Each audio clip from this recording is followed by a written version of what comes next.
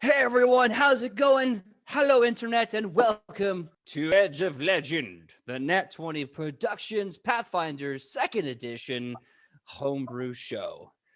We have a lot of announcements to start the show off with, but before we get into that, we're first going to get into all these awesome people that you see before you. If you can't tell, everything sucks with the internet, and some of us may lose power, but we'll still be doing our best. We love you, and you deserve a good show, so we're going to do what we can. But moving on from there, let's start off with our introductions, starting with Mr. Michael Powell. Tell him who you are and where we can find you on that sweet, sweet internet. Really quick, I think Sidney wanted to say something. I hear reverb. Yeah, I do too. Echoes. Joe, is that reverb happening on our end or?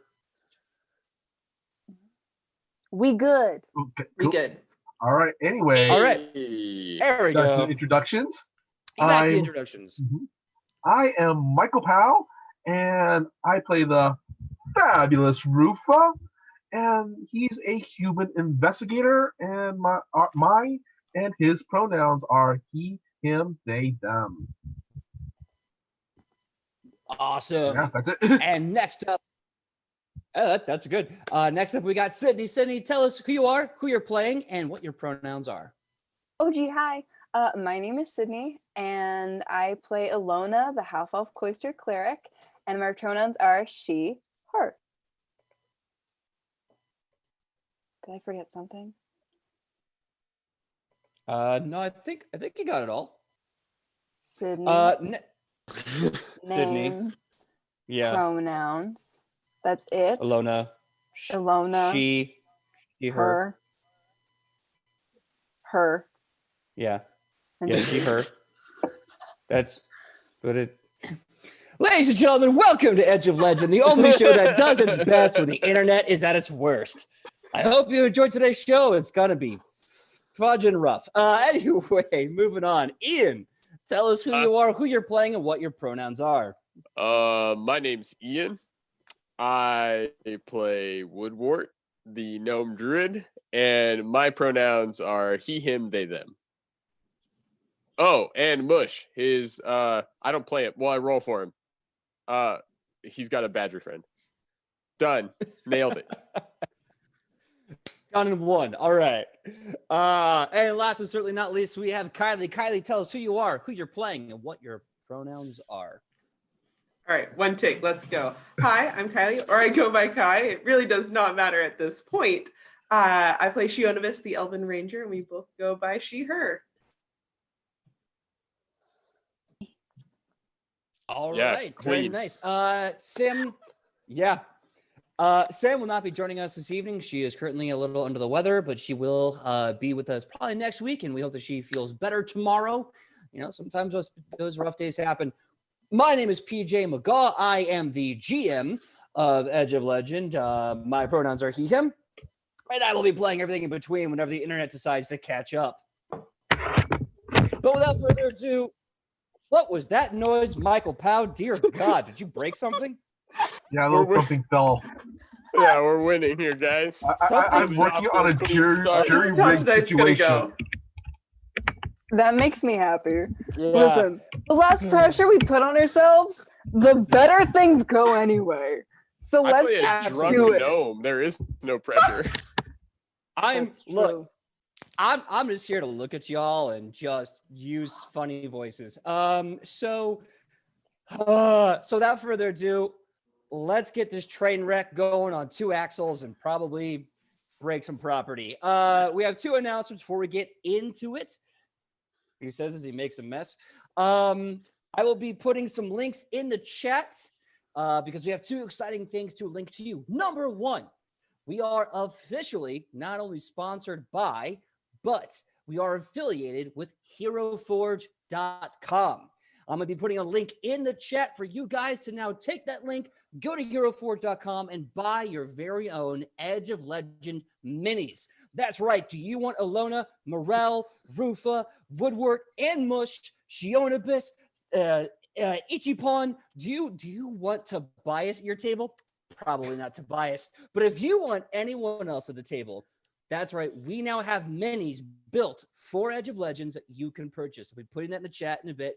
All things at HeroForge.com, where you build heroes and you play with them. Also, that being said, December 19th, we're super excited. It's going to be a Saturday. We are going to have a charity event. A long time ago, you probably remember a certain Elven Ranger decided to have a certain senator go back home to the north with her unfortunate Viking.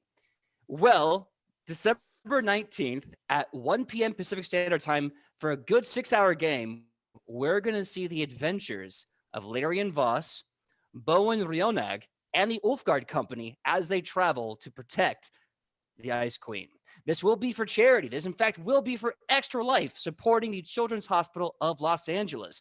We're going to have another link of that somewhere in the chat. It's a great cause, helping kids to live in this really rough time because, man, everyone is being affected. So those links will be in chat eventually. But without further ado, a lot of exciting things announced today. Probably more to come in the month of December as it rolls around. Let's get things started. If you didn't get to see the awesome rewind that Sam did, last episode, if you remember, they were in the town of Dunstan, and Tobias, well, he was there too, but then the orcs showed up, and then they were able to smooth talk their way through an altercation with almost 200 orcs.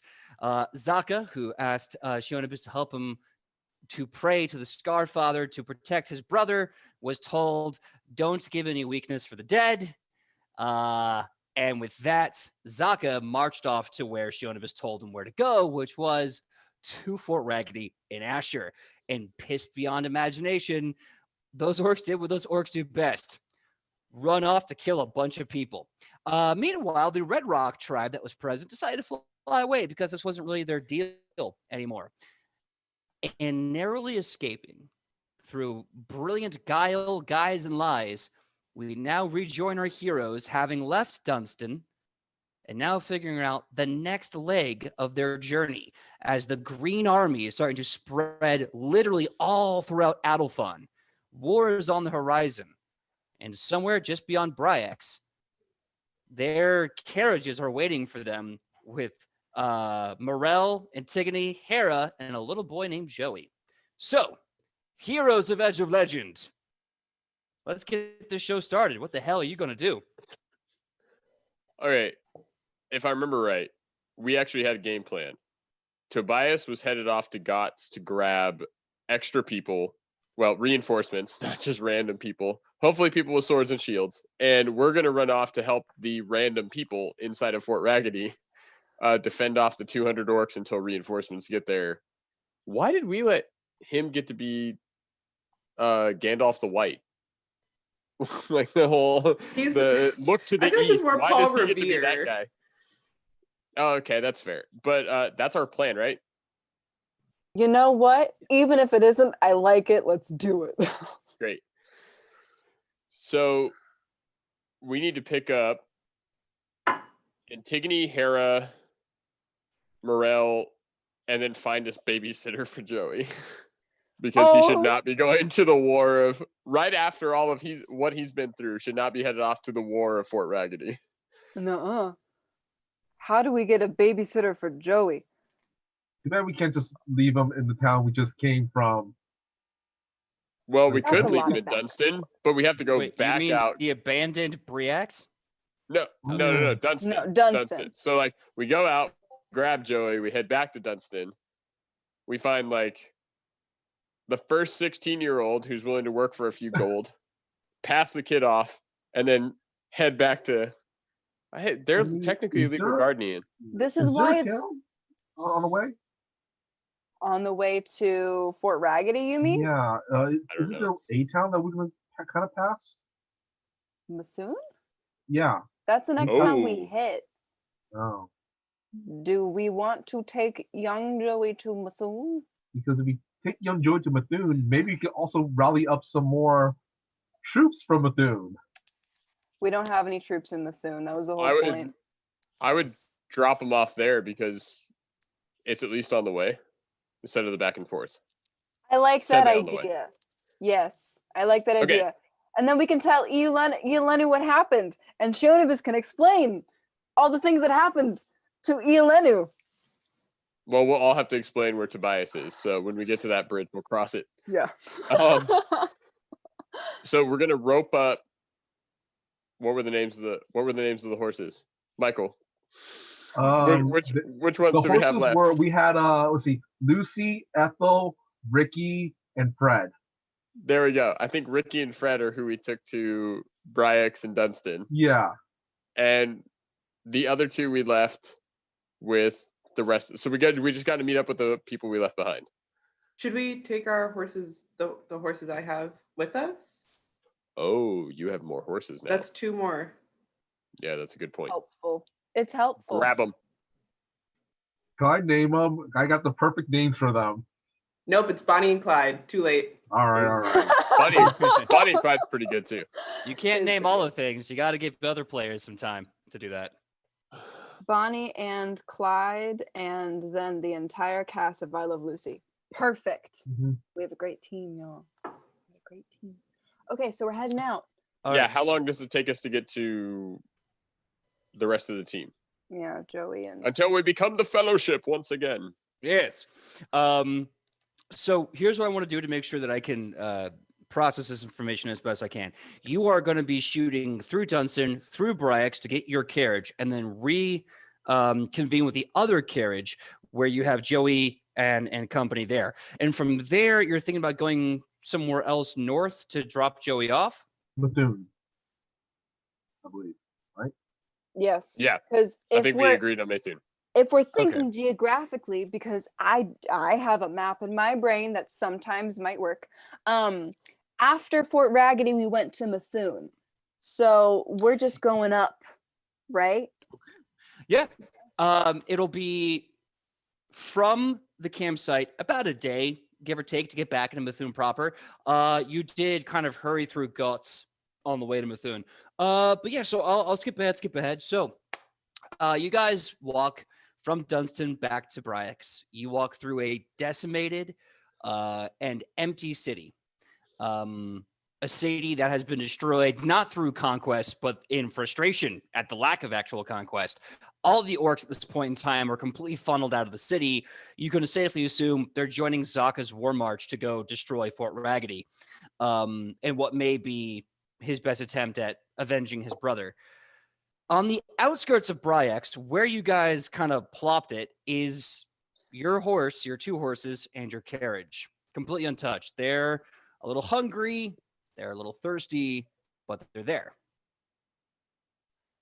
Definitely feeding and watering the horses really quickly as possible.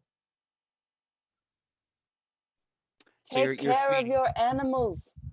Yeah, that's a PSA from everyone here at Natural Way Productions. Feed your animals. So you feed them, you give them some water, they're feeling pretty good, and you take them back to your all's original camp. At this time, it's been at least about 3 days since you left your original location.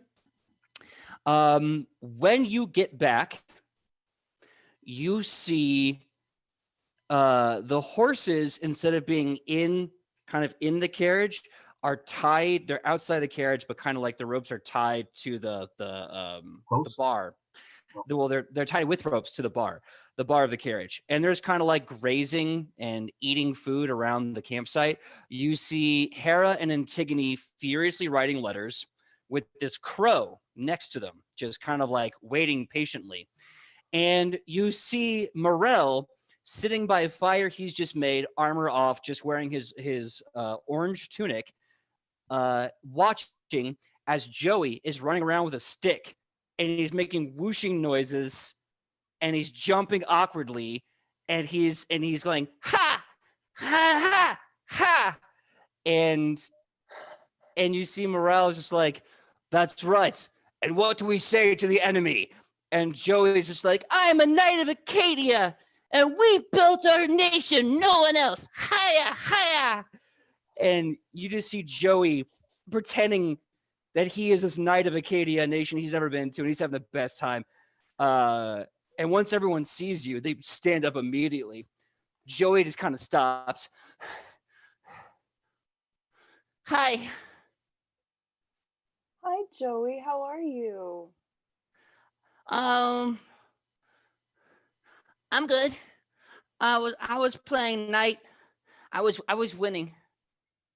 I'm sure you were. You are a very brave and courageous knight. Morel, can we talk to you for a second? Since Hera and Antigone are preoccupied. Yeah, of course. He gets up, just kind of starts to walk over, and as he does, he says, "Remember, 30 strikes each side. Keep your back straight, and do it with a smile. Let them know you're no monster. You're a hero after all." And he walks up and he goes, "Okay, so what's up?" Yeah, so we've been gone for a while, as you've guessed. We discovered a lot. Shionibus somehow became the avatar of Gorm, the god of the orcs, the god of scars. Not actually, it's a ruse. But a portion of the Green Army believes that Shionibus is a god. Yeah. And then we get to the next city, and we find the person that Yeleno sent us to find, and he helps us when we discover that more of the Green Army is coming to the city that we're currently in. So he helped us, and Shionibus did some amazing negotiating skills. I will give her that. And then she sent the Green Army, instead of attacking the city that we were currently in, to Fort Raggedy. So. Okay, when you say it like that, it sounds a lot worse than it really is. I try to make it sound okay. Rufa's going to pat Morel's shoulder and just go, "All right, friend, time to suit up. We're going into battle." Morel's just sitting there in this like long, like knee-long orange tunic with like a simple little belt around his waist, and he's like, "Oh, by the for a sweet flower, that makes so much sense. All right, so the past 2 days, I have seen an entire orc army storm through this camp at night, and then I saw some blonde person on a horse ride by. Are we going to Asha to fight? Is that what we're doing?" Yep. Well, we gotta make it back to Fort Raggedy, bud. All right. Then that's what we're doing. All the way. That's what we're doing. And Morel turns and stops and goes, "Oh, you all should know. Joey, dear lad, come here for a second." Joey comes running up, and he just starts tussling Joey's hair, and Joey's kind of laughing. And as he does, he's like, "Come here, lad." And he gives him a great big hug, and he pulls his hair back, and he's just like, "Who is my little knight?" And Joey's like, "It's me, Joey, Knight of Acadia." It's like, "Yes, you are. Listen, Joey, I want you to show Elona that really neat mark on your forehead." And Joey goes, "Oh, okay." And he takes his hair in that giant mop of a tussle hair. Yes, he pulls it back. You see the bandages are off, and that kind of damaged forehead he had has starting to kind of scab into a scar. And you see that there's this unusual star mark on his forehead. Very asymmetrical kind of star. It's kind of spread out in a scar formation across his head. And Morel says, "Yeah, it healed up really quick. And I don't recognize this. It might just be an absolute, who knows? But I just thought you should know. Isn't that right, Joey? You wanted to show them your really cool scar." And then Joey goes, "Yeah, all heroes have scars. Isn't that right?" And Morel's like, yeah, that's right, buddy. And I want you to go bother Auntie and Auntie Hera. I'll be with you in a bit." And Joey goes running off, just waving his sword in the air. Can I do a religion check? Go right You're ahead. a warlock, Joey. I was immediately thinking Harry Potter. Probably not. Probably a- a curse, but like And a bumping good one? I don't know. 27. 27. Ooh. All right, this is weird. You have never seen this star before. You have seen different holy symbols. A lot of holy symbols use things like the sun, the moon, a bunch of stars in a certain formation, or even the star itself. However, this almost appears asymmetrical and for lack of a better word, crappily done on purpose. And it leads you to believe that this is nothing in your current repertoire of knowledge of the gods.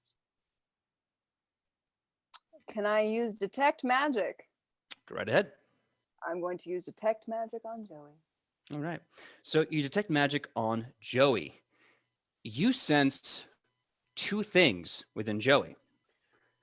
You sense two things that seem to kind of constantly move in and out, almost like they're trying to eclipse. You can tell it is magical, but it's really hard to figure out what school, the power. It is way too in flux. Nothing makes sense about this presence residing in Joey.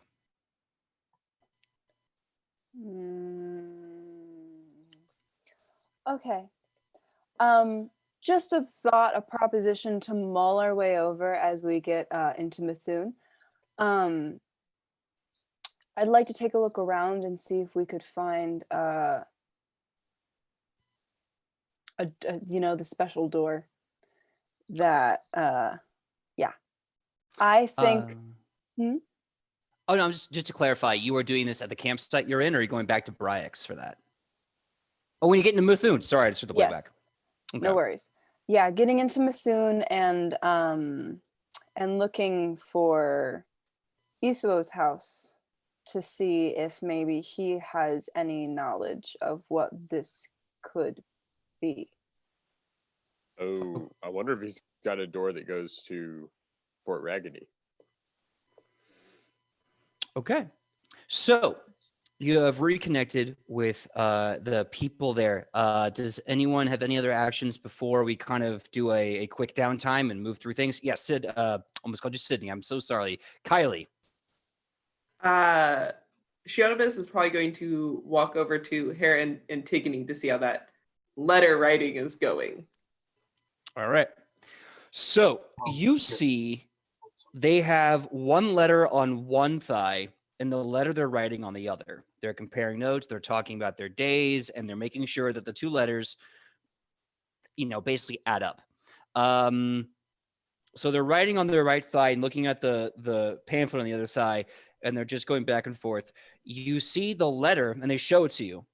The letter is written on this really, really nice parchment, really nice kind of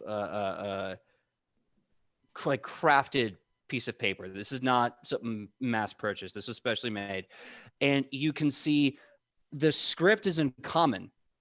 It's in this amazing common. However, there's this really unusual grouping of symbols on the bottom half of the page. And you've never seen anything like this before in your life. It's a very unusual series of symbols. Hey, Woodward, come here real fast. Woodward walks over. Yeah, what do you need? Do you recognize these symbols that you know of?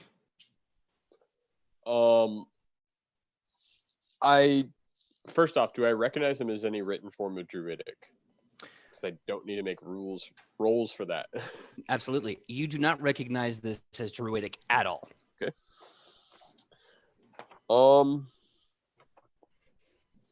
I guess I could make a.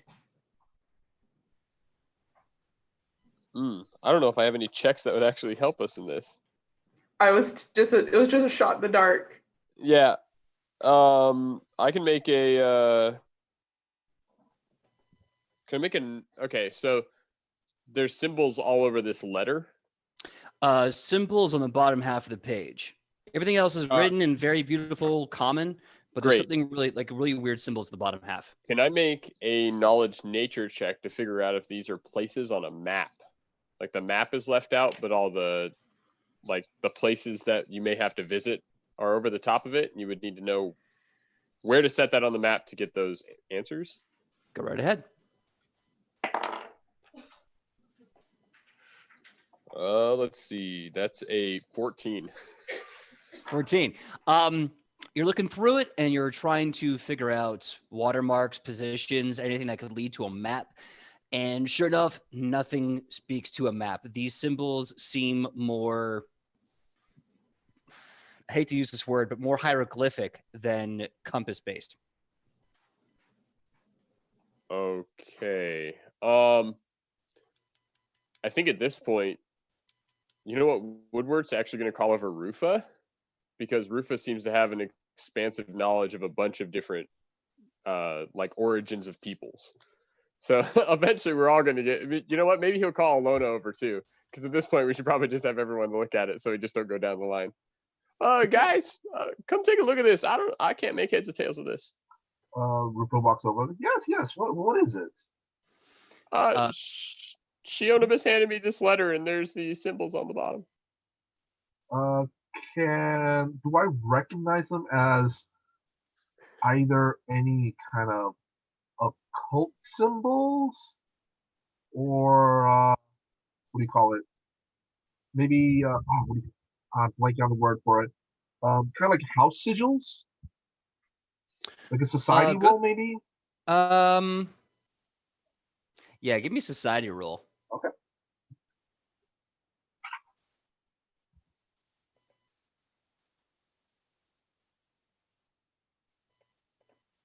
21.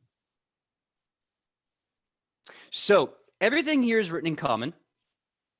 No illusions, just a very important person saying things like, this is day of this contract that we have discussed. We have tracked your movements. This journal wears about. We have seen that you have not moved. Vis-a-vis your updates and your birds have shown that you've been in this location for 3 days. Is everything okay? Looking for your next correspondence. And then as you look over the characters, you see something horrifically familiar. Horrifically familial. You see and recognize that these are not the occult symbols of some demon or elder god. This is the practiced penmanship of someone of Shin. And more importantly, someone who says they represent the East. And you can see numbers striking next to the East. Oh, yes. It's just some chicken scratchings, just some symbols, and yeah, nothing to be worried about. Perception check. Is he lying? I mean, I'll say this. Rufa / Michael, will you allow Shionibus to roll a perception check right now? What would it be against? It would be against your will DC, so your willpower bonus plus 10. Okay. You allow it? Yeah, I'll allow it. All right, go ahead and roll, Shionibus. Nope. Nope. I don't notice a thing. That is a nat 1, which makes it a 9. So yeah, no, in your head, you're like, this is chicken scratch. Who cares? I don't know what this is. Yeah, he's telling the truth. This is just jibber jabber, whatever. Hilarious. Also Yes. We should be on our way to Methune. Time is of the essence here right now. So let us hurry up. I think Woodward gets moving, but the last thing he has to say is, I don't know, bud. I've seen chicken scratch, and they usually do it in the dirt, not on paper. But to each their own. And he just walks towards the wagon. Okay. Just because that scene was kind of take the piece of paper and kind of into his coat. Yeah. Okay. Hold on. Hold on.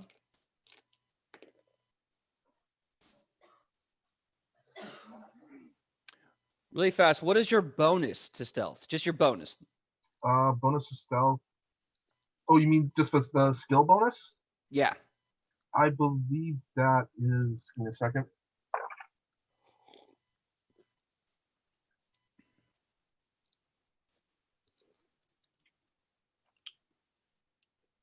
See, I'm wearing armor, so I think that's a 7. Okay. So you just like, yeah, you know, whatever, it's nothing. You put it away. The minute you do that, you hear two powerful ladies grunting at you going, "Hey." And you look and you see Antigone and Hera, and they're like, "Hey, buddy, we need that. That's our contract right there. That's part of our contract. We have to take that. We have to respond to it. We got to send it back to the person who's paying us. I don't know why you're trying to walk away and steal it, but we need that."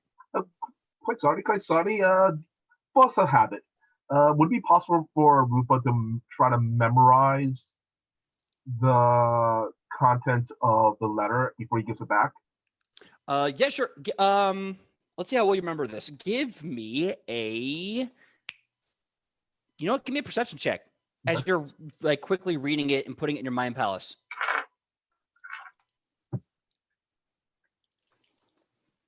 26. Oh yeah, you're deep in your mind palace. You're somewhere in this beautiful ornate office overlooking the wonderful waters of Crozet. You pull open this like file cabinet. You tick tick tick tick tick tick.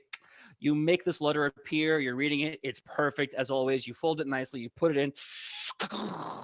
Your mind palace now has it stored. You get a +4 to remember the details of this letter. Okay. Well, as soon as possible, probably while we're traveling, Rupa's just gonna jot it down what he remembers on his notebook. Okay. When that time comes, give me a crafting check just to make sure you write it verbatim. +4. Cool. It's good. All right. So, if there's no other actions or anyone wants to talk to anyone else here, NPCs or each other, we will move ahead with some downtime actions. We're not saying what we're going to be doing at Methune yet, right? No, yeah, I'm going to have you guys Okay. get to Methune and go from Gotcha. there. So we're all good? All right.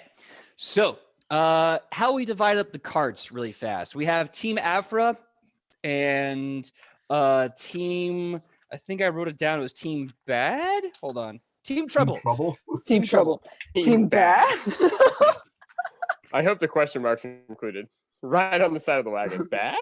Look, I'm still kicking myself for having a partner who specializes in esthetician stuff and still not knowing makeup at all. Makeup stuff, as I like to say. So I will makeup person. Mm-hmm. You still said that she specializes in esthetician stuff. She's just an esthetician, PJ. I know. Look, listen, there's 3 things I do well, and one of those is sometimes talk. That's it. Always talk, but sometimes I talk good. So that being said, we have Cart Trouble and Cart Afra. Who's going in Cart Afra? Who's going in Cart Trouble? Well, considering we won the race last time, I think we get to pick first, right? That's how that works. I mean, I don't remember anyone putting up pink slips, but I'll go with it. I guess Woodward and the unvoiced companion Ichi will get back into the cart to figure out what hijinks Alona will get into behind the reins this time. Okay. I'm so excited. So Ilona, Morel, Woodward, Ichi, and Joey as well in Team Afra. Oh, we gotta be careful. There's a baby in the car now. Baby on carriage. Sticker. Bumper sticker. Carved you guys, into the... Yeah, you're gonna have those little stick figure families. It's gonna be like a big stick figure with armor, a littler stick figure with like a flower, a little stick figure. It's like 3 little stick figures. They're all the same height, and it's Joey, Woodward, and Ichi. Yeah, they're gonna get confused. They're gonna be like, "I thought you had 3 kids." They're gonna stop at one, we're gonna be getting into Maythune, and they're gonna be like, "I don't count the right number of children in this cart." And then Morel just leans forward and he goes, "How dare you? Those are my children." "Good day, sir." And then drives the cart. Okay, we're having fun today. We're having fun. This is good. All right. So a process of elimination, Team Treble once again is Rufa, Shionibus, Hera, and Antigone. Am I correct with that? Shionibus probably wouldn't ride in the cart. She'd probably ride like Clyde and be behind, kind of like keeping watch, like make sure they're not being followed and whatnot. Oh, that's right. We have extra Are there- horses now. Are there 2 horses or is it just 1? There's 2. I definitely want Woodward on top of a full-size horse.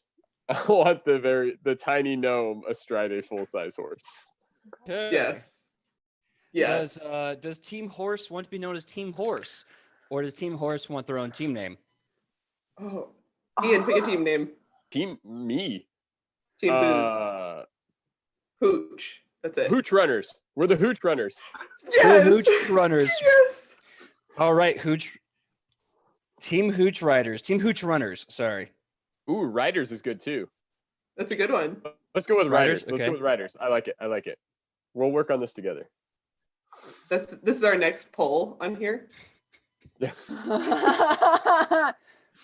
You heard it here first, folks. Get in the chat. Yell at us. What do you prefer, Team Hooch Riders or Team Hooch Runners? Oh God. All right. All right. Team Trouble. We have Rufa, Antigone, and Hera.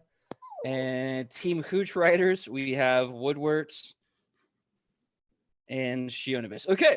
So what we're going to do is we're going to kind of sum up a day in either an action or a role, depending on what your action is. Quick downtime action as we go from this camping site into Mithun. Do you have anything particular you want to do along the way? Do an Overwatch, make sure you're safe, pray, talk to someone, write something. What's your plan? It would be very hard to pray driving a cart. I mean, I do it in traffic all the time. Different. I'm just imagining Alona with like the reins in her hands, like holding them like. That's when you drive with your knees, hun. I love you. Yep. I can just see like strapping the leather strap around the knees and be like, okay, there, better. No, it's a very private practice, but it has been a few days. I'm just gonna talk to Morel. Okay. About anything or just shooting the breeze? I'm going to ask him about Joey's behavior while we were gone. Okay, we'll make that a small scene. Anyone else have anything they want to do while you guys are writing about a day? Oh, sorry. Go ahead, Michael. Oh, okay. Well, like I said, Rupa's gonna spend the time transcribing what he remembers onto his notebook, and if possible, if he has time, try to figure out some kind of battle strategies or plans. For Fort Raggedy specifically? Yeah. Okay. Woodward, you doing anything? Yeah, if it's a possibility and the horses just seem to be kind of following along, I want to start carving that board game into the back of my shield. All right. Run amok. And how about you, Shun? Yeah, run amok. How about you, Shunibus? What are you doing? I would like to examine that ear that I have. Heck yeah. Okay. What about the ear? Yeah. All right. So, let's do, I think Woodward should be the fastest. So Woodward, give me a crafting check as you are basically carving run amok on your shields. I just rolled a 1. Okay. Hero point. So my crafting hooch check to make a game board probably didn't get through. Because that's what I have crafting in for. Altogether, it's technically a 5, but okay. So you are doing your run amok. You're carving it in there. It is not your best work. Some of the squares are massively uneven.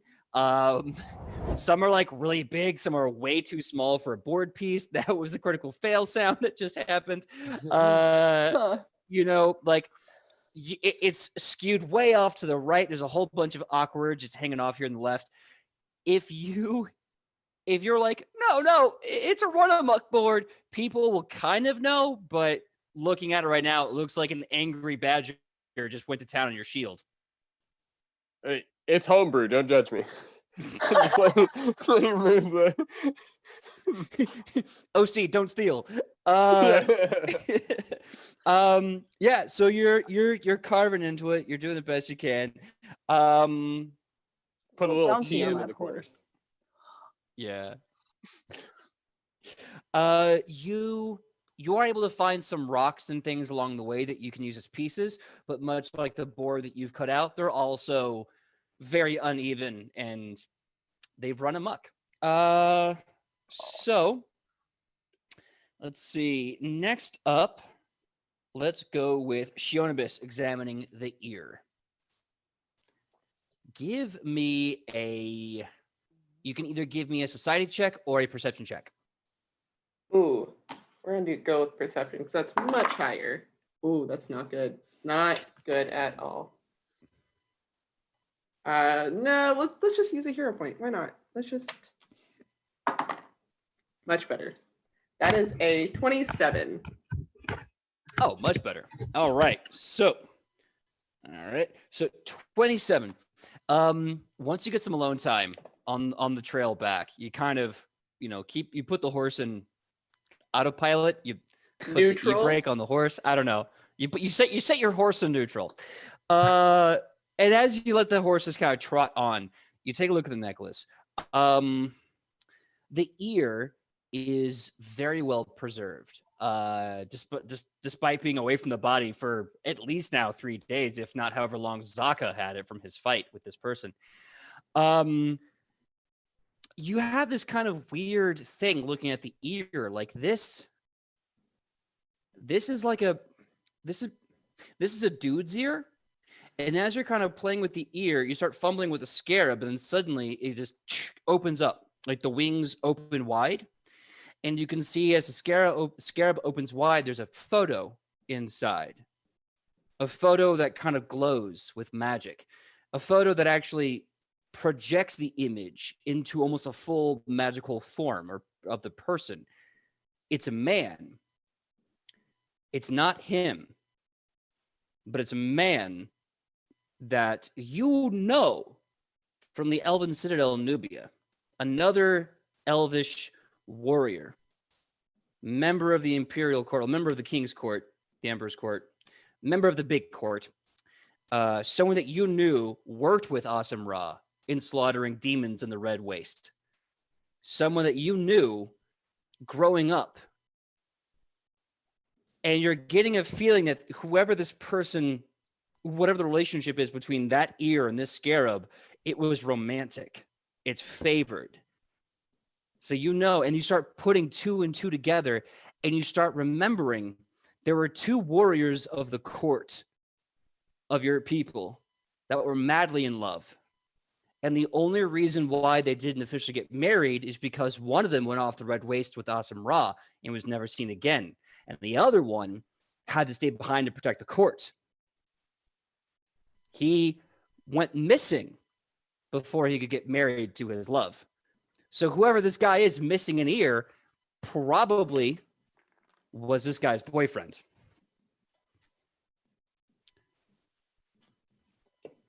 Ooh, okay.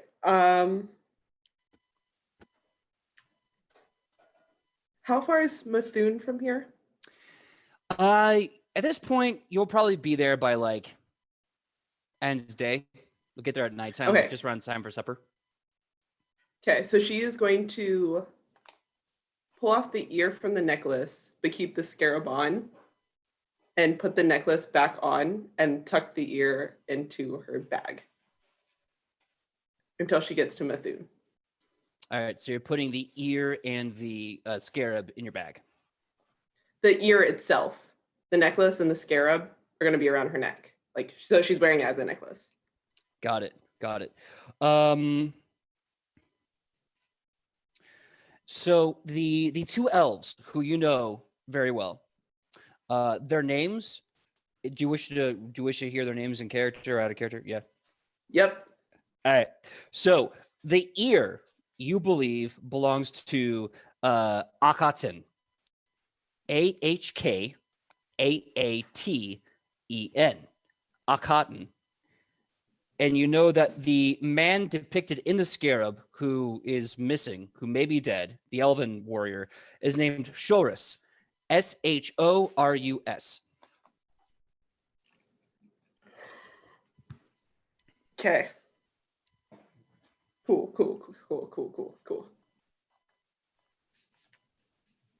Yeah. Yeah, you do remember them from court. They were like every single warrior of the court. They were very standoffish. They were very quiet, stoic.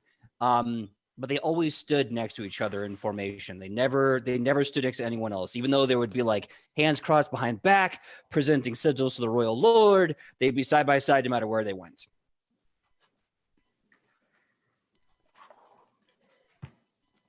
Was the last time that she saw him the last time she was home? Yeah. Well, at least last time you saw Shorus alive was when he went off with Awesome Ra. And the last time you saw Akaten alive was the day you left. Okay.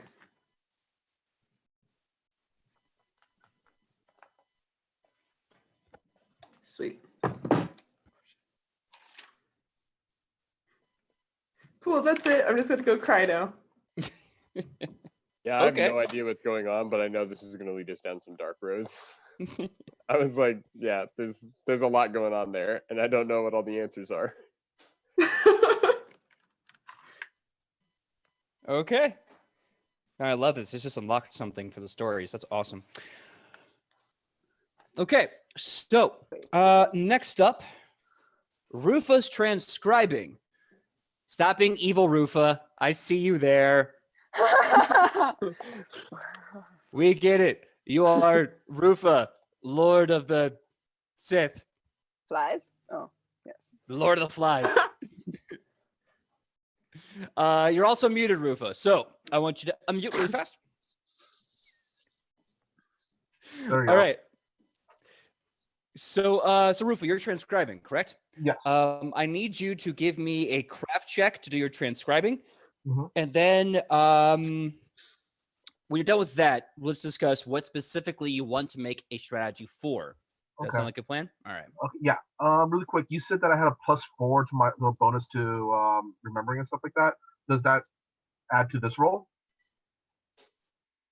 Yes, it adds to your craft roll, not your military strategy roll, but your No, yeah. crafting. Yeah.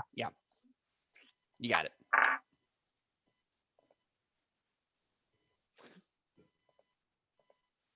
We're just batting for 1,000 here. What is 25. the size cup you have, Sydney? Oh, Wow. And it's metal. hydration. Yeah. Hydrate or dihydrate. Damn. Oh, always. Michael, did you say 25? Yeah. Mm-hmm. Because I have the +4 to intelligence and +4 to that remembrance bonus. Nice. So, really fast. So you are able to describe the whole thing perfectly from memory. You look over it and you're like, yeah, that's exactly how it looked. Do you want me to say the full title in Shin that you saw written out? Yes. All right.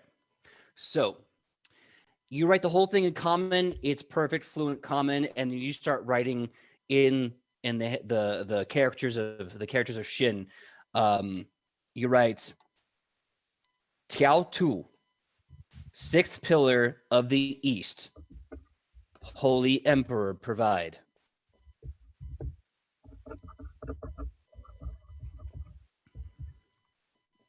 How do you spell the first part of it again? Sure thing. Tao. I'm sorry. Tao. T-A-I-O. T-A-I-O. Yeah. T-A-I-O. Or it might be Taio.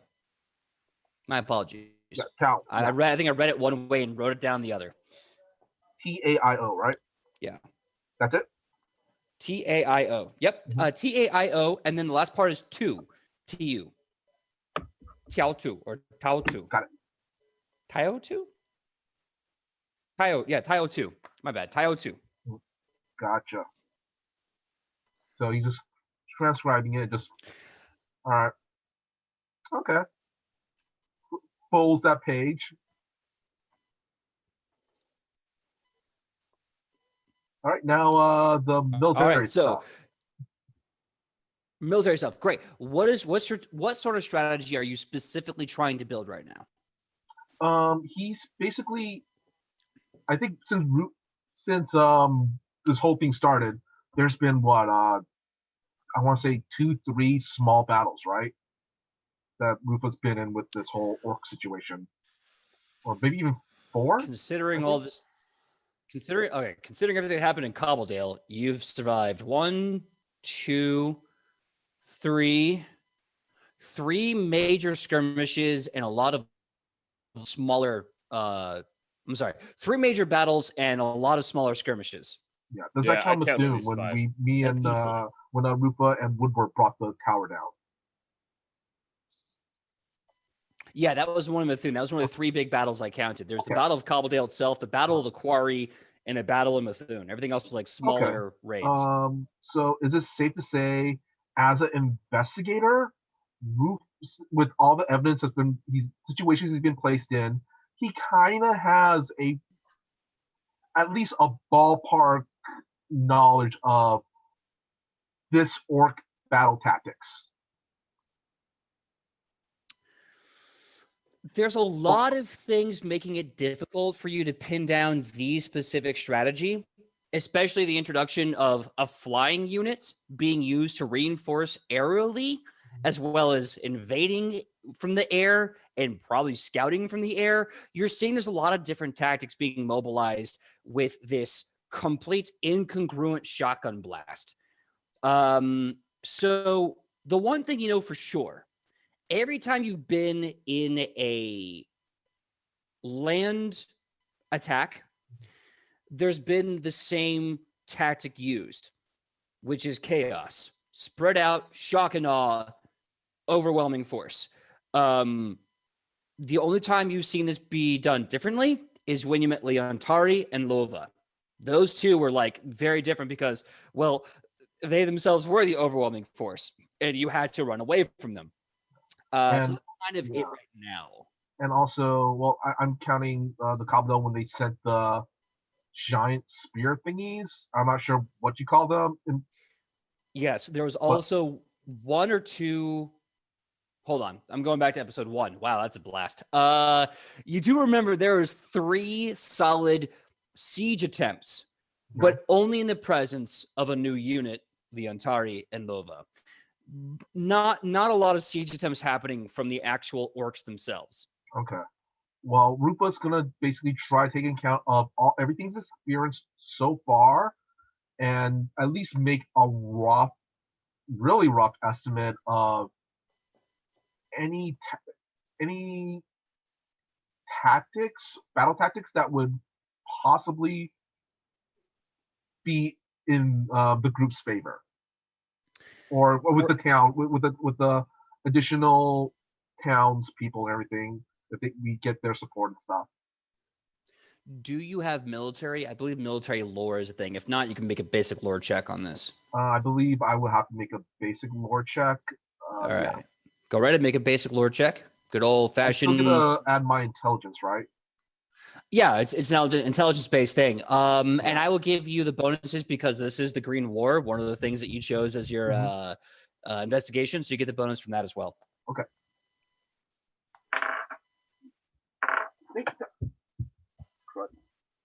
Fell on the floor. It fell on the floor? How can you tell? It's so dark there. Because it hit my toe. The metal die just hit my pinky toe and it hurt. Sorry. Toes. So that would be a 22. Okay. So looking at the tactics that you saw in Methune, the tactics that you personally experienced with the siege attempts of Cobbledale, the attacks happening all over, The best stratagem you can devise right now, right, is that if there are no new units and no Red Rock Tribe, if it is only the Black Spear infantry attacking a city, the best thing you can understand, that you can figure out, is you need to fight guerrilla style. You have to separate the units, basically surround the orcs where they can't rush off, and destroy them with overwhelming force. So you have to use the city to your advantage, use separation to your advantage, and surround them to your advantage. Otherwise, it's going to be force versus force. And you don't have all the buildings in the world to drop on these orcs. Really quick, since we passed through Ashford before, how tall would you say their buildings are? In Fort Raggedy, right? Yeah, Fort Raggedy, yeah. Not very big. You would say the highest buildings there on average are 2 stories tall. Okay. That would work with my plan. So less than 30 orcs will fit underneath it when we inevitably tip one over. Yeah. Yeah. You might be lucky if you Now kill we're starting to get to that building per orc death ratio. Yeah. It starts to even out. It's like you gotta weigh your returns. Yeah, Before you and just destroy also a section now of the city. buildings are improvised weapons. Now here's my question. Which one of you took exotic weapon proficiency building? Oh man, if I could use an improvised weapon like that, I would have done it. I will waste a feat for that one next level. Yeah, for that next level, Rufa and Woodward, we're taking that feat. Exotic weapon proficiency building? Yeah.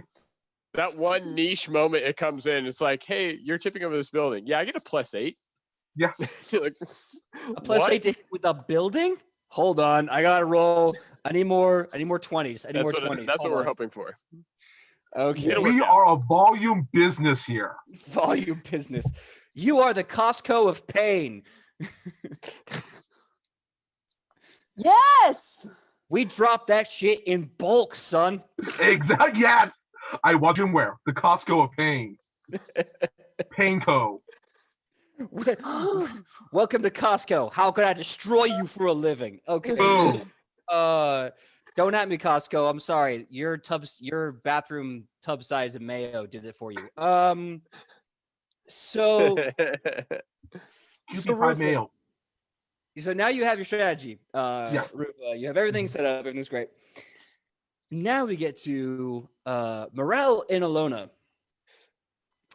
How do you Morel is doing his best to either pray with you when you're doing Alpha prayer. He can't quite buff boy problem. He can't get his hands to touch the way you do it. So since he can't, and I know this from personal experience, since he can't actually do it, he just kind of does like this, like, and he's praying with you, saying, everything you're saying to Afra. And when he's not doing that, he's focusing on the road and he's checking on Joey and he's making sure Ichi's okay. She's doing great. What do you say to Morel? As we're going along, I'm going to assume that Alona has the reins in her hands. I just had a really bad idea, but I'm not going to do it. So Ilona just sort of do it now. Where's Joey? Joey is in the back of the carriage with Ichi, and they're talking about stories, and she's talking about her amazing time, being La Pacifica and what it means to be a lucha warrior and what it means to have why a ring name is so important, and that she may have been born Ichipon, but she is now La Pacifica, just like her uncle, La Rana de Hierro, and her grandmother, the Grand Peace. And she's talking, and Joey's just like sitting there, leg crossed, just looking at Ichi, telling him stories about like these heroic women and these heroic lucha, and he's just like, wow, just absorbing it with his little brain. Amazing. I'm not interrupting that at all. I'll do my bad idea later.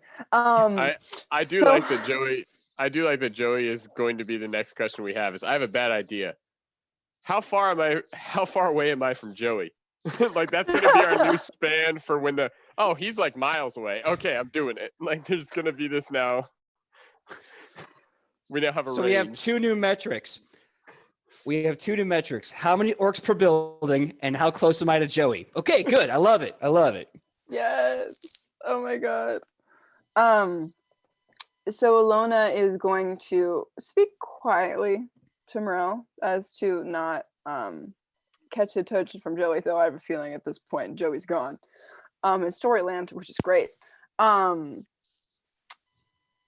She is going to sort of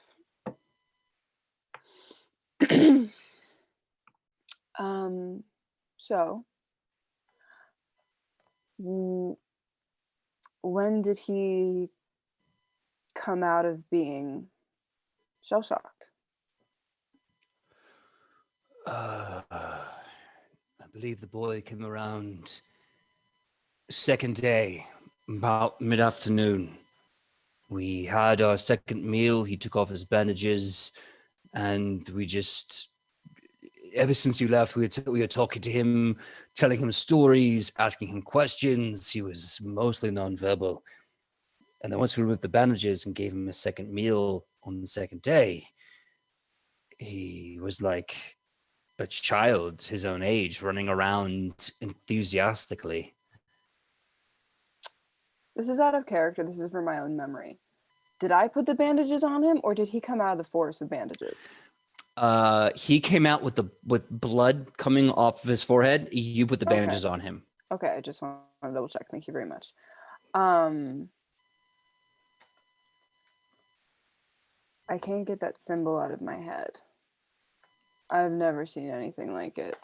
And with this shrine that we saw inside Bryax, it makes me a little nervous. You saw a shrine in Bryax. What? To who's the shrine for? Gorm. Gorm. What's Gorm's holy symbol? What's Gorm's holy symbol? Is that you asking out of character? That's me asking out of character. I don't ever. So here's the thing. You know, the Astrogenicon says no orc agrees on what the symbol of Gorm is, because Gorm never marked anyone in his favor. Gorm never left behind a holy word, never left behind a powerful sigil. A lot of orcs have to kind of wing it. So you see, usually it's either whatever tribal paint that is indicative of the tribe that's praying to Gorm or trying to do anything in Gorm's name thrown up there, with whatever defaced touch they can to represent the scars that the Father of Scars allegedly has all over his body. But that's the best shot anyone's kind of got on what Gorm's holy symbol is. So it was just a very beat up shrine. Just a janky ass shrine, yeah. Just so many scars. Okay. Bunch I repeat what you just said to Morel. And I don't know if I've actually said this to any of the party members, what I saw in Methune on the Griffin. But So what? Continue. No, continue. But if I haven't told anyone, I'm definitely going. I think we just got wrapped up in the moment, and then with Ichi's uncle, everything I just kind of forgot. So if I haven't, I'm going to definitely tell Morel right now that when we were in battle in Methune, there was a griffin that you saw, and I could sense that there was a magic user on that griffin. I think it was the person who was a little bit more thin and sickly, but they flew away before we could really do anything about it. And I haven't seen them since, but I'm wondering if that's the person who did this to Joey. Was this a human, an elf? Who did you see that was sickly on this I griffin? think they were an orc. Really? I've never heard of a sickly, gangly, magical orc before. Huh. Maybe, but I mean, if this was an orc's doing, wouldn't it be chaotic? This looks, I mean, yeah, it's not exactly pretty, but it's not a bunch of scars all over the kid's face, you know?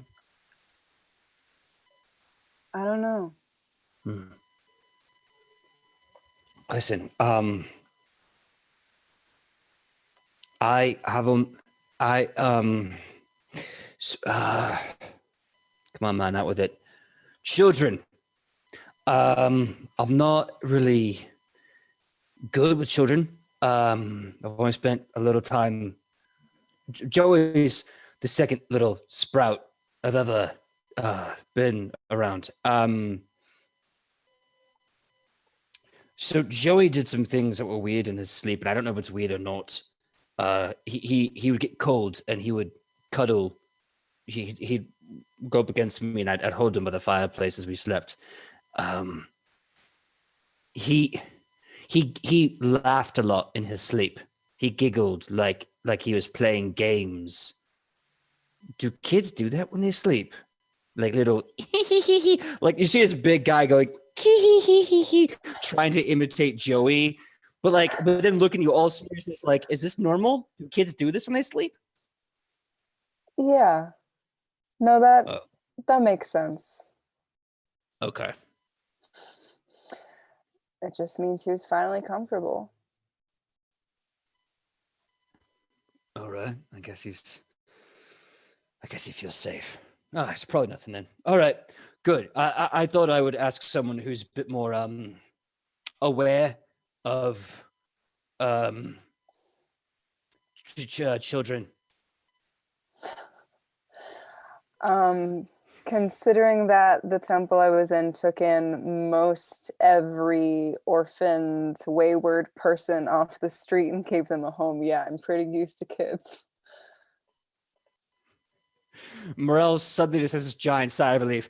Oh, by the gods, good, because I have no. I'm honestly just winging it, man. I'm honestly just winging it, and I've run out of stories, and I've run out of like interesting sword cutters. I'm making half of it up. I'm this close to my time as a boxer, and I don't even understand. I can't explain that to him. That part's not really child okay. So, I'm going to let you in on a little secret. yeah. No matter how many years of experience, you never know what you're doing. Oh. Ilona, that gives me no comfort, but thank you for the warning. Anytime. That's what I'm here for.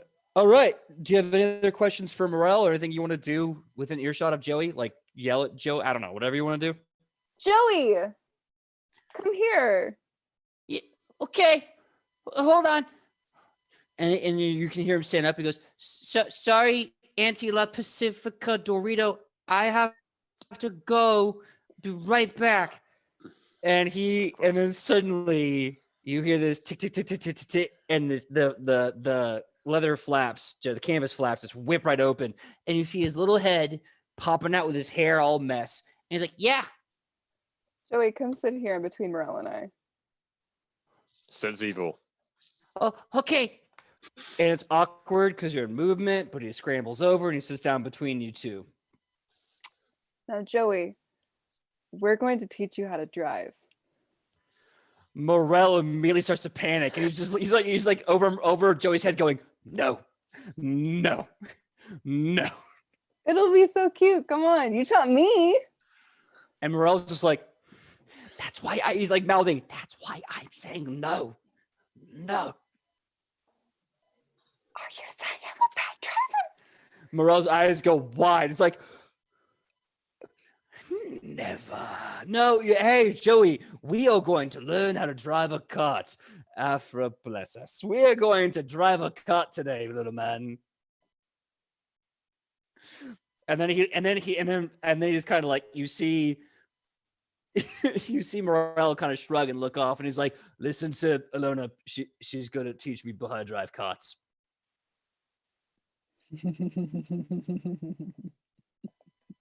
Okay. So I'm going to hand Joey the reins with my hand still on them. Okay. Be like, this is how you grip the straps, the reins. This is how you grip the reins. Like this.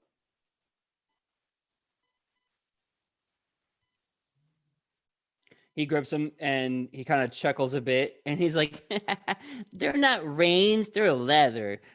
Reins are made of water. Oh, okay.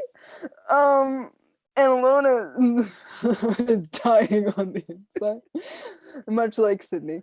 And she's like, now, if you want the horses to go faster, you go like this. And she gives them a gentle little.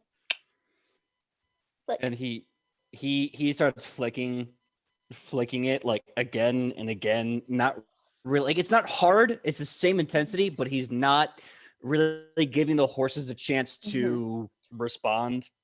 Now, if you want them to do it, you got to make sure to give them time to listen to you, because otherwise, if you give them too many instructions, Joey, Yeah. if you give them too many instructions, they're going to get confused and they won't do what you want.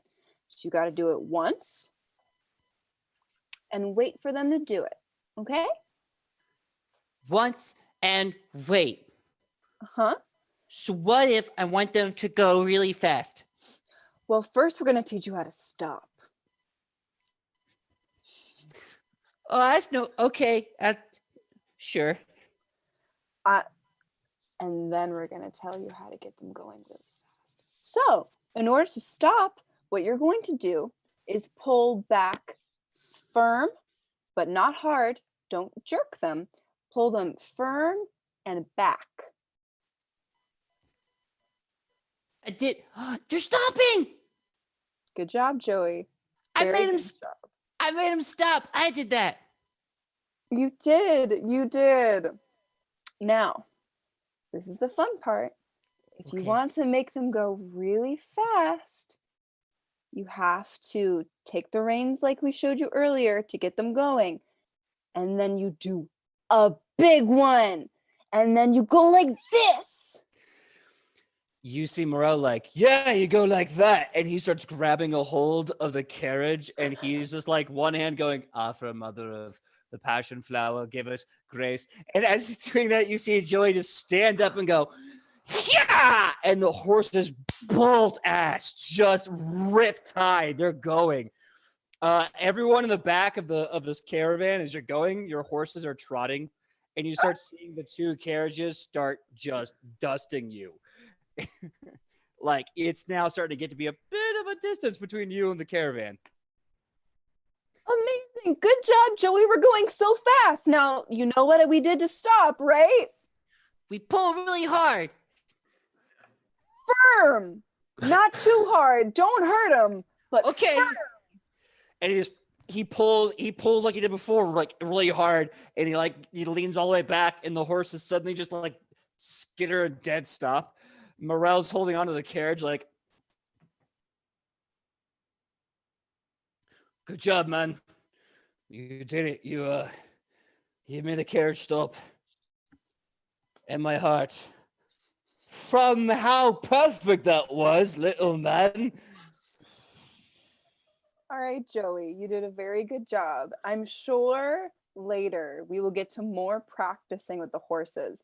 Now, the most important thing after you're done driving, when we get off at the next stop, you have to thank the horses, okay? You have to feed them, you have to wash them, and you have to pet their noses very gently.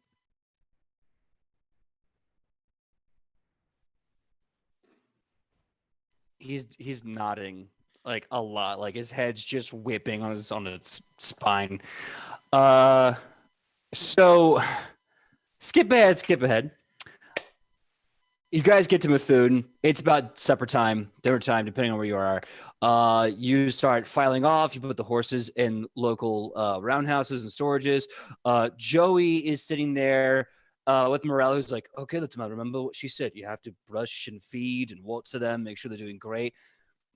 And Joey's basically like, he comes up to the thing's thigh, so he's just like rubbing the thing's leg, just going, good horsey, you're a good horsey. And Morel is just kind of hanging over him going, he looks at you guys, says, do what you have to do. Get back in contact with me when we have to go somewhere. I'll watch after Joey and the horses. And there's Morel and Joey. Morel is actually like brushing the hair and feeding the horse, but like Joey's like patting the leg, looking at Morel, and also like trying to offer the horse a carrot. It's this cute little scene. Yeah. It is nighttime in Methuen, approximately 8 p.m. at night. You can see a bunch of lit torches all throughout the city, and you see what looks like a bunch of bodies just kind of meandering around with spears and shields and no armor. And they're just kind of talking to each other kind of casually. What do you do? Where do you go? Can we go back to the same tavern we were at before? Or because given that that's the only tavern we know of that's around. Sure. Yeah. Good starting point. So you're going to go to the Everly Grace Tavern franchise in Methuen. You're welcome, Sidney.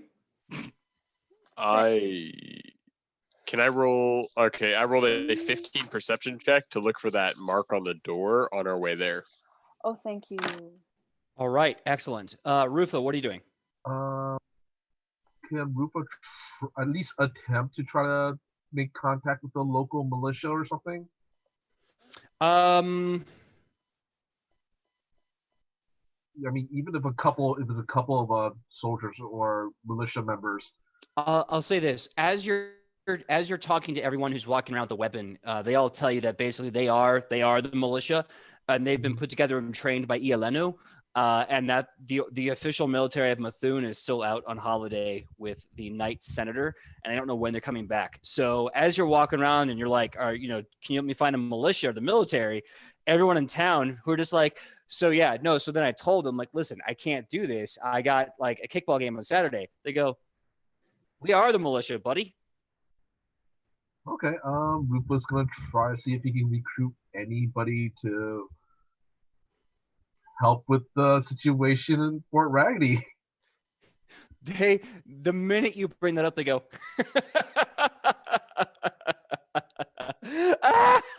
wait, hold on. Fort Raggedy. They fall out in the streets or laughing. They're like, listen, buddy, if anything, we need to reinforce whoever attacking is Raggedy. Those guys are insane. They don't need our help. Those are just a bunch of backwoods psychopaths, and we would just get in the way. All right then. So also, is the plan to leave Joey here with Morel then? Nope. The plan is to find Isoo, hopefully. Leave Joey with Isoo because he has a strange marking on his head, and since Isoo has knowledge beyond our imaginings, and the fact that he is a dad, Okay. I might be Yeah. Then I think at it's some not point, Rupa's going to talk to Morel about the battle plans. Okay, so you're talking to Morel. We'll get there in a minute. So the rest of you, the other three of you, are moving to the Everly Grace Tavern. Perception check 15 from Ian to find the symbol. Last you remember, the symbol was a brightly kind of wrapped knit. That's the word that combined in my head. Wrapped knit series of colors in the symbol, kind of almost like a dream's eye, but very ornate, very detailed. Looking through Methuen with the 15, you don't see that specifically, but you do see a bunch of really beautiful, similar but different symbols kind of hanging from the windows. and the awning to houses and businesses kind of all over town. Similar enough to be uncanny, or just something that kind of looks like it but isn't close enough? You see a series of different colors enough to makes you believe that this may be just an odd coincidence. Okay. You know, if you go door to door, maybe you might find Isawo, but right now it's too much variety. Okay. I guess, I mean, Woodward would be pretty quiet up to like heading to the tavern if he didn't see anything, because his main focus would be looking around at all the buildings. Mm-hmm. All right. So you enter the Everly Grace Tavern, the three of you. It's packed. You see men and women flirting and cavorting and drinking with the women and men of the tavern. There is a band playing. You see, of course, the women behind the counter serving drinks. Everyone give me a perception check that's in the tavern. 19. Nat 20, Hey. Critical success. which makes it 28. I forgot about that. Oh my god, it cracks me up. Okay, so what was yours, Kylie? 19. 19. What was yours, Ian? 16. 16. Okay. 16, 18, and critical 20. So you all see a lot of the people. Let me divide this way. Kylie and Ian, you see a lot of these people here are wearing makeshift armor. They have spears. They have shields. They're all dressed kind of like the patrol people were that you saw outside, and they're all talking and laughing and flirting and drinking. Ilona, you hear this outstanding voice just singing this power ballad with sex appeal and raw rock star energy. And as you look to the voice, you see in this beautiful key light, Ielenu, full armor, just with the microphone, killing it, with the whole band backing her up. And it's about this time that she stops the song, and she looks behind to the band, and she says, "Okay, who knows a key change? You were a little behind. You guys were awesome, though. I want to hear. Give me something a bit more. Give me something a bit darker, smoother, more relaxed. I want to sing from the soul." And she turns and she starts belting what is this world's equivalent of Ella Fitzgerald's entire discography. It is like so sexy, so flawless, so powerful. Good. Not with Kylie's notes. Anyway, cool. I'm going to get Woodward and Shonibus focused in on Ielenu if they're not already, which they probably are. Is Shonibus drooling, Kylie? Have we lost her forever? Fun fact, her mind isn't even in this tavern right now. She's thinking about other things. Mm-hmm. Nice. My main thing with Woodward is, are the rest of the people listening to Ielenu standing? Because that will have a huge factor on whether or not he sees her. That's a very good point. You see a mixed crowd of standing and sitting. As I said, these people they're a little into their cups and they're a little into each other. Okay. So he can make it it's- out. He's probably surprised. Yeah. Yeah. Okay. Are we going? Do you want to wait until Ielenu's done with this incredible stage time, or do you want to interrupt her in the middle of a song? Do you want to interrupt that woman? Yeah, what No. a question. I know. It's As soon as it came It out of my sounded mouth. better in my head. Yeah. All right. Alona's gonna follow you guys. She's in a bar. Quick question. Yeah. Can I stealth check out of this bar real fast? And to that pond that she might have thrown a talisman into? Absolutely. Absolutely. Cool. Little you can late do night swim. that. She's like, I done fucked up. That is a 19. 19.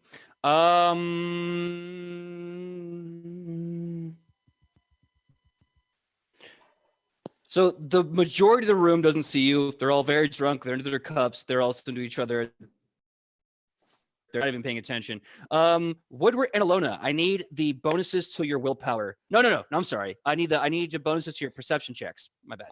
Oh, I have a +8. Okay, good. That tells me what I need to know. Oh yeah, same +8. You have no idea where, how, or when, but Shionibus is missing. She just vanished. She just Batmaned your ass. She's gone. Give me a quick perception check, Shionibus. Oh no. That's an 18. Sorry, 17. Okay, as you're sneaking out, you do see a little bit of eye contact from Iyalenu, who is in the middle of, I'm going to say the Ella Fitzgerald version. I think it's the Ella Fitzgerald version. It might be someone else. I'm terrible at this one song. Just killing it at Minnie the Moocher. If you know that song, Cab Calloway did it. Ella did it. I think someone else did it. It's a great song. She's killing it on Minnie the Moocher. And she sees you and she kind of winks and does like a quick little point to you as you leave the place. Just like, like, I see you. And gets back to the song, no break. But aside from Iyalenu seeing you and just kind of giving you like, hey, what's up? I see you. No one knows you just dipped out. Sweet. We're headed to that pond where she yeeted it. All right. Make a quick note here. Morel and Arufa, Joey are in the stables with the horses. We have Woodwort and Ilona in the Everly. I have to spell her name in the traditional Australian. Everly Grace Tavern. Broke my lead there. And we have Shionibus is going to the pond. Now, we're going to take a 5-minute break. When we come back, we're going to see just what happens as the two heroes talk to Iyalenu about everything that's going on. Rufus talking to Merle and Joey about war as we know it, and Shionibus tries to find the medallion she dirty harried into a pond a few episodes back. So, we'll be back in 5 minutes. That will be about 9:37 p.m. Pacific Standard Time. We will see you then.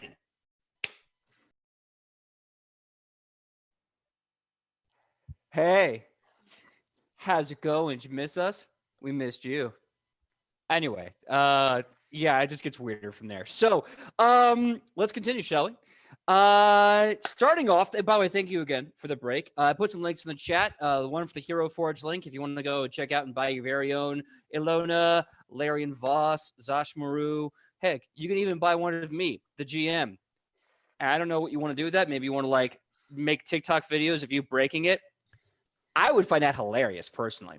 We also have a link I put in the chat for the Extra Life charity that we're going to be doing December 19th. If you want to donate now, you can. If you want to spread the word, please let people know we're trying to hit $1,000 for Children's Hospital, and we're going to need all the help we can get. Those kids really need it. I mean, hell, who doesn't need it in 2020? That being stated, let's move on. We are going to go back. We have 3 scenes to go into. We'll see where they take us. The first one I want to hit personally is Shionibus in the pond.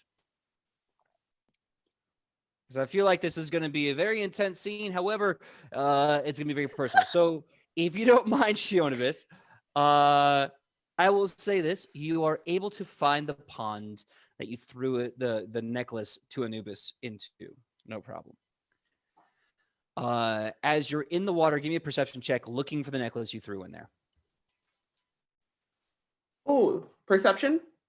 Perception. That is a 17.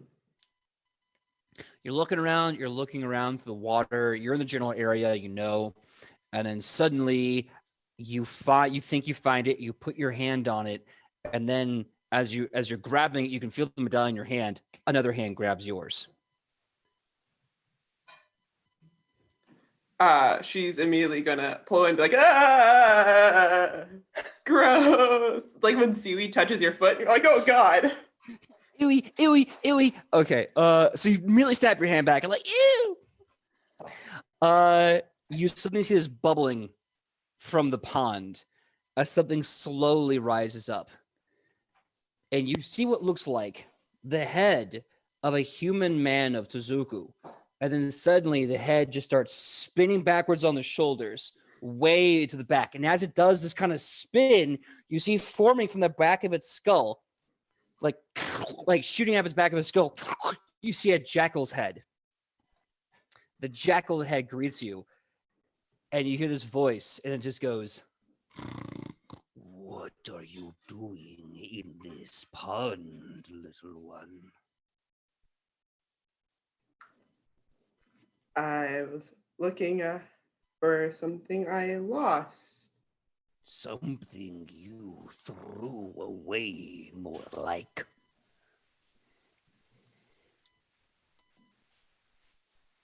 You know, we've done this a lot. You know, we get in a fight, we talk for a little bit, and then like we come back and it's all good. Like, so why don't you just give me back the necklace? I do apologize. That was a very stressful day. And we go back to how it always is, where we don't talk for centuries on end. I think you are confused about who I am. I am not the father of judgment. I am but his son.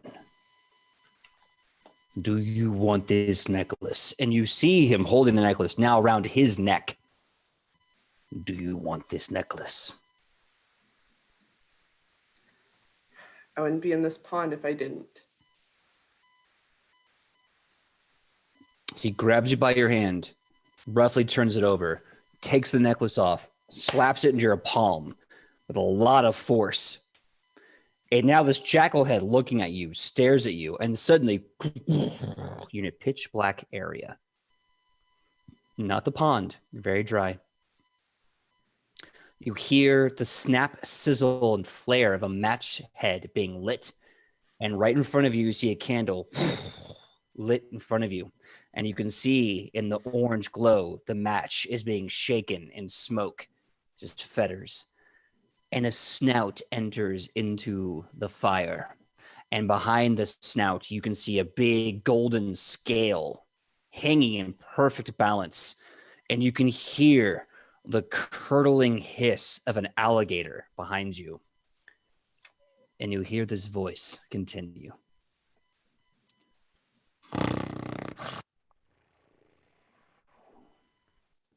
What do you expect of me?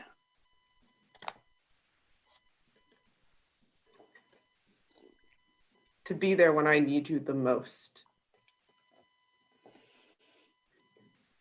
You haven't even found that day yet. How will I know when I do? You weren't there when I lost him. You weren't there when I lost a friend. Because on the day that you need me, you will not hope that I am there. You will bring yourself to me. And then I will contribute. And I will weigh in my judgment. And what will be my fate then? Will I see him ever again? Will I travel to the Reeds? I don't know, because I am so sick and tired of praying and hoping that you will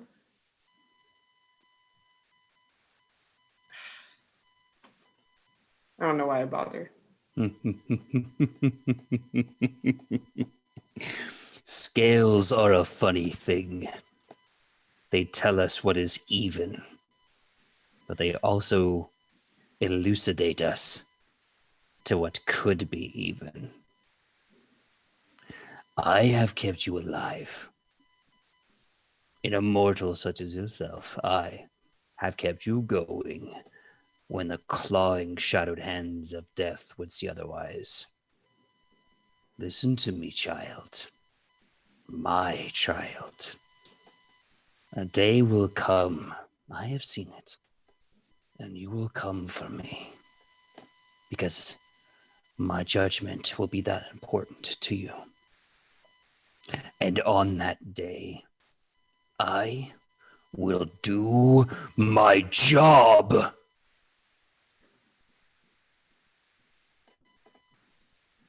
It is up to you to do the rest.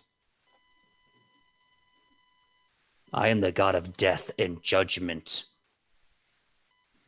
I am not the god of happy endings and sunshine.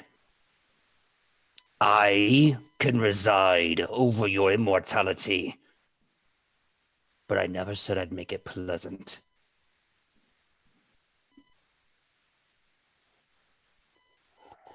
Then tell me this before I leave. Sure. Is he here? Is he here? You can see the lips on the snout start to snarl and curl. You can see the fangs of Anubis. Oh, he was never promised to me. I do not count his heart in my scale.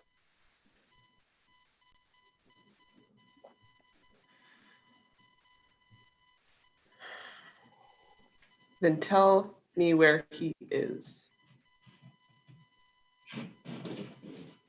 You suddenly see the piercing green eyes of the jackal head come into view of the candle lit. And he looks you deep in your eyes, and Anubis says, if I knew where he was, do you think I would answer your prayers with silence?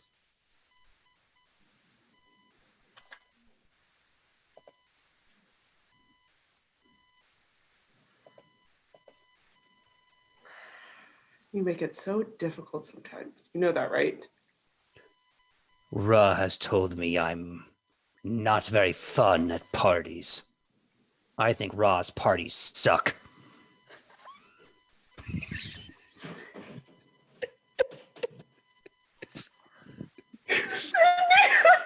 sorry. The tiny scream. Oh, so distant from the microphone in the background. Yeah. Just like there's Shimon was having this moment in the background's alone going, ha! The littlest of shrieks. Clip it. Clip it.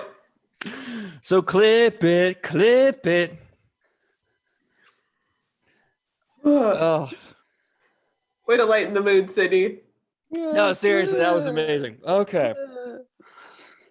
Now I'm just picturing in my head like Anubis, like the quiet emo metal kid at a party is just like doing a keg stand or whatever, having a great time. I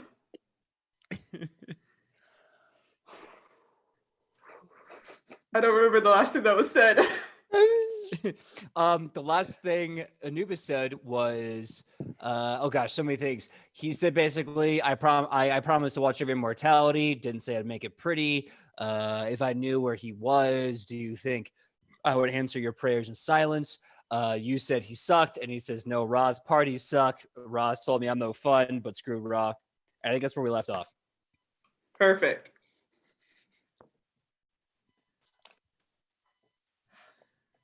All right, so don't know where he is. Don't know where I'm going to be. Sounds like a lose-lose kind of situation.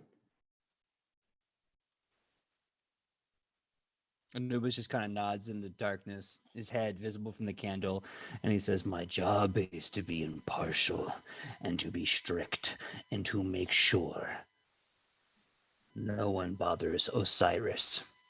I am punishment, swift and deserved. You chose me.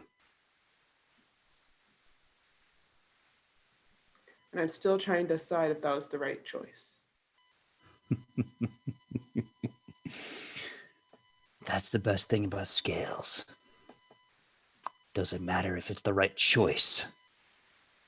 Truth doesn't care about right or wrong. It cares about truth. And one day, whether you pray to me or not, you will come to me.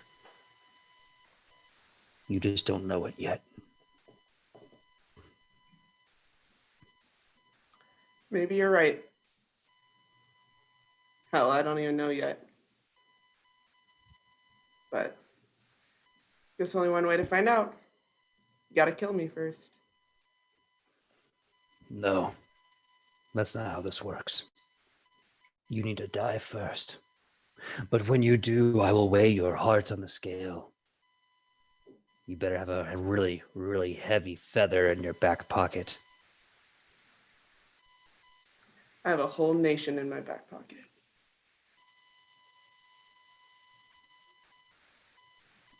Anubis just kind of, his eyes just kind of flash a nod of respect as he looks at you and goes, that you do. Do you have any other questions to ask the God of Death and Judgment? I have a whole new cadre of people I have to weigh upon. War is terrible, but it keeps me busy. If I put this necklace back on, what is my judgment currently? You put that necklace back on, and the slate is clean. The scales are empty. You take it off, and that feather looks really light.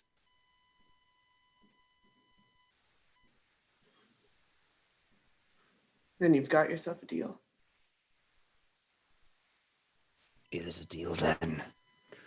Now, if you'll excuse me, I have to try orcs. You see a giant hand go in front of the fire, and the candle snuffs out. As your eyes come to, you can see gripping your hand is still the jackal-headed man. And his head, the jackal head, just kind of goes around his shoulder. It comes back. It's a man's head. And he goes, looks like he chose you. Or you chose him. If you'll excuse me, the red sands call me. And he just sinks back into the water, vanishing in bubbles. She's going to climb out of the pond, given that she's probably now soaking wet head to toe. Put the necklace on, like take off her cloak, start to like wring it out, and like walk back into Beverly Grace's. All right. There we go. See, Pencil broke. I've played with PJ before. You don't hand that man your backstory. You don't do it. I made many mistakes, Ian. You keep it to yourself over here, and you let out what should be let in. What you want them to know. Yeah, what you want. Okay, my character has this crazy backstory, but here's all the good parts. This reminds me, Ian, you need to send me Woodward's backstory, man. Yeah. About that. I gotta interrupt this regularly scheduled broadcast. Chat started a raw rave hype train.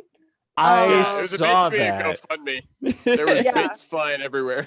Yeah, Lunar Break Gaming was like started donating bits to help Raw's party fund, and then Effie Burton did too, and then Lady Altariel just jumped on it. It was hilarious. Okay, I feel Collection like hack got passed around. Yeah. I feel like Ra and Zeus would be great friends. I'm just saying. Oh. So okay, That are great enemies. no, I don't know. I think they would be what's the word I'm looking for? They'd be Like frat bros. I would say Yeah. rival frat bros. you know what they are? They're bronemies. They're bros. Yes. Yeah. But they don't agree on everything. So it's like 7 days out of 10, they're good bros. But in those 3 days in a weekend, they're like, but fuck this guy. Yeah, really quick. So you're saying that your pantheon are frats and sororities. No, I'm not saying that at all. However, what I am saying, though, we have an amazing hype train going. We're at 47% hype. Keep that hype train going. I am saying though is that because we're at 47, we are we Oh, jumped to 78% level 1 hype. I will say this to the chat right now. I put a big asterisk. If you guys can hit 100% hype, I will start writing the Roz Party Rave one-shot. Oh my god! Can we all be gods then? yes. Yes. I was going to say where everyone plays a god of their choice at Roz I call Party. Felix Chance. I'll be Damn it. Felix. I'm showing up as an avatar. I don't care. I've I said think, it from the day one we met him. I don't know what I did to make Felix Chance so dope, but yes, I'm here for that. And honestly, he's got so much dumb luck in his back pocket. He could walk into a full god's party and no one would question it. He'd get an invitation, let's be real. Be like, oh, Oh, is yeah. Felix coming? I'm coming. And He's so happy. 100%. 100%. Whoa. That's official. Okay, it's official. Make Roz Party Rave. It's right here in my notes. Make Roz Party Rave. Thanks to everyone. Wow, I am so blown away by the rave train, you guys. Oh my god. Thank you so much. Yeah, we're doing this. Apparently Roz is going to be throwing a party. You know what? I'll say this. I'll figure out the official day and time, but I believe this should happen in 2021 when the world is at least what we believe to be a bit of a brighter place. What do you guys think? 2021? Yeah. Let's do it. Hey, make it a New Year's party. I was thinking of making, not gonna lie, I was gonna make a New Year's Eve party, but I don't know if people are gonna be here. Well, no. See, the thing is that in our world, it happens to fall on the Wednesday Oh. after New Yeah. Year's. You know That what? is I will fair. make a charcuterie board for this. Charcuterie! Say it right! Okay, Don't say it wrong. or say it wrong, I don't care. Look, for me, it's just a Lunchables that like classy people eat. But yeah, no, totally. We're at a level 4 hype train. More people are trying to subscribe to this. My God, This is nuts. you guys, I want to make this raw party rave thing Just- happen. Do we want to make it level 5 and maybe we'll What? do like a longer one for Like- charity or something? I don't know. I mean, honestly, I'm just blown away by all the generosity Yeah. so far. Yeah, I'm like, absolutely. I didn't know this was a thing until it got started. No, I This saw is how a far few- outside of Twitch I am. I'm like, whoa, what is going on? And my phone's buzzing while I'm trying to play this game. Yeah, no, not gonna lie. I seriously like I was mentioning that Raw through parties, and I saw like 2 or 3 people in the chat, and then City brought it to our attention. And Dice Drinks and Drama, thank you so much for rating us with 15 We literally people. just got rated. Yeah, we just got rated. Listen, so Oh my all you God. amazing people in Dice Drinks and Drama, we just started a hype train. Give to the hype train if you wanted the god of Egypt, Ra, to make a rave party. And apparently everyone's down to have me run a one-shot where all my players play gods of our homebrew pantheon or mythical pantheons at a rave. Ooh, can I be one of the demon gods that you talked about before? Oh, the Devil Lords? Yeah. Oh, Matt, I don't know. I don't think you get the invite. God, a level 5 hype train. I don't even know Evil what to knows do how with to this. party. This is amazing. Okay, here's what we'll do. Here's what we'll do. Keep the hype train going depending on how high a level it is. I will give chat options. Oh wow, thank you so much for the gift.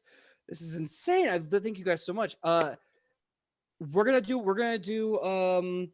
a what's it called? A vote next week on how big of a one shot this is gonna be.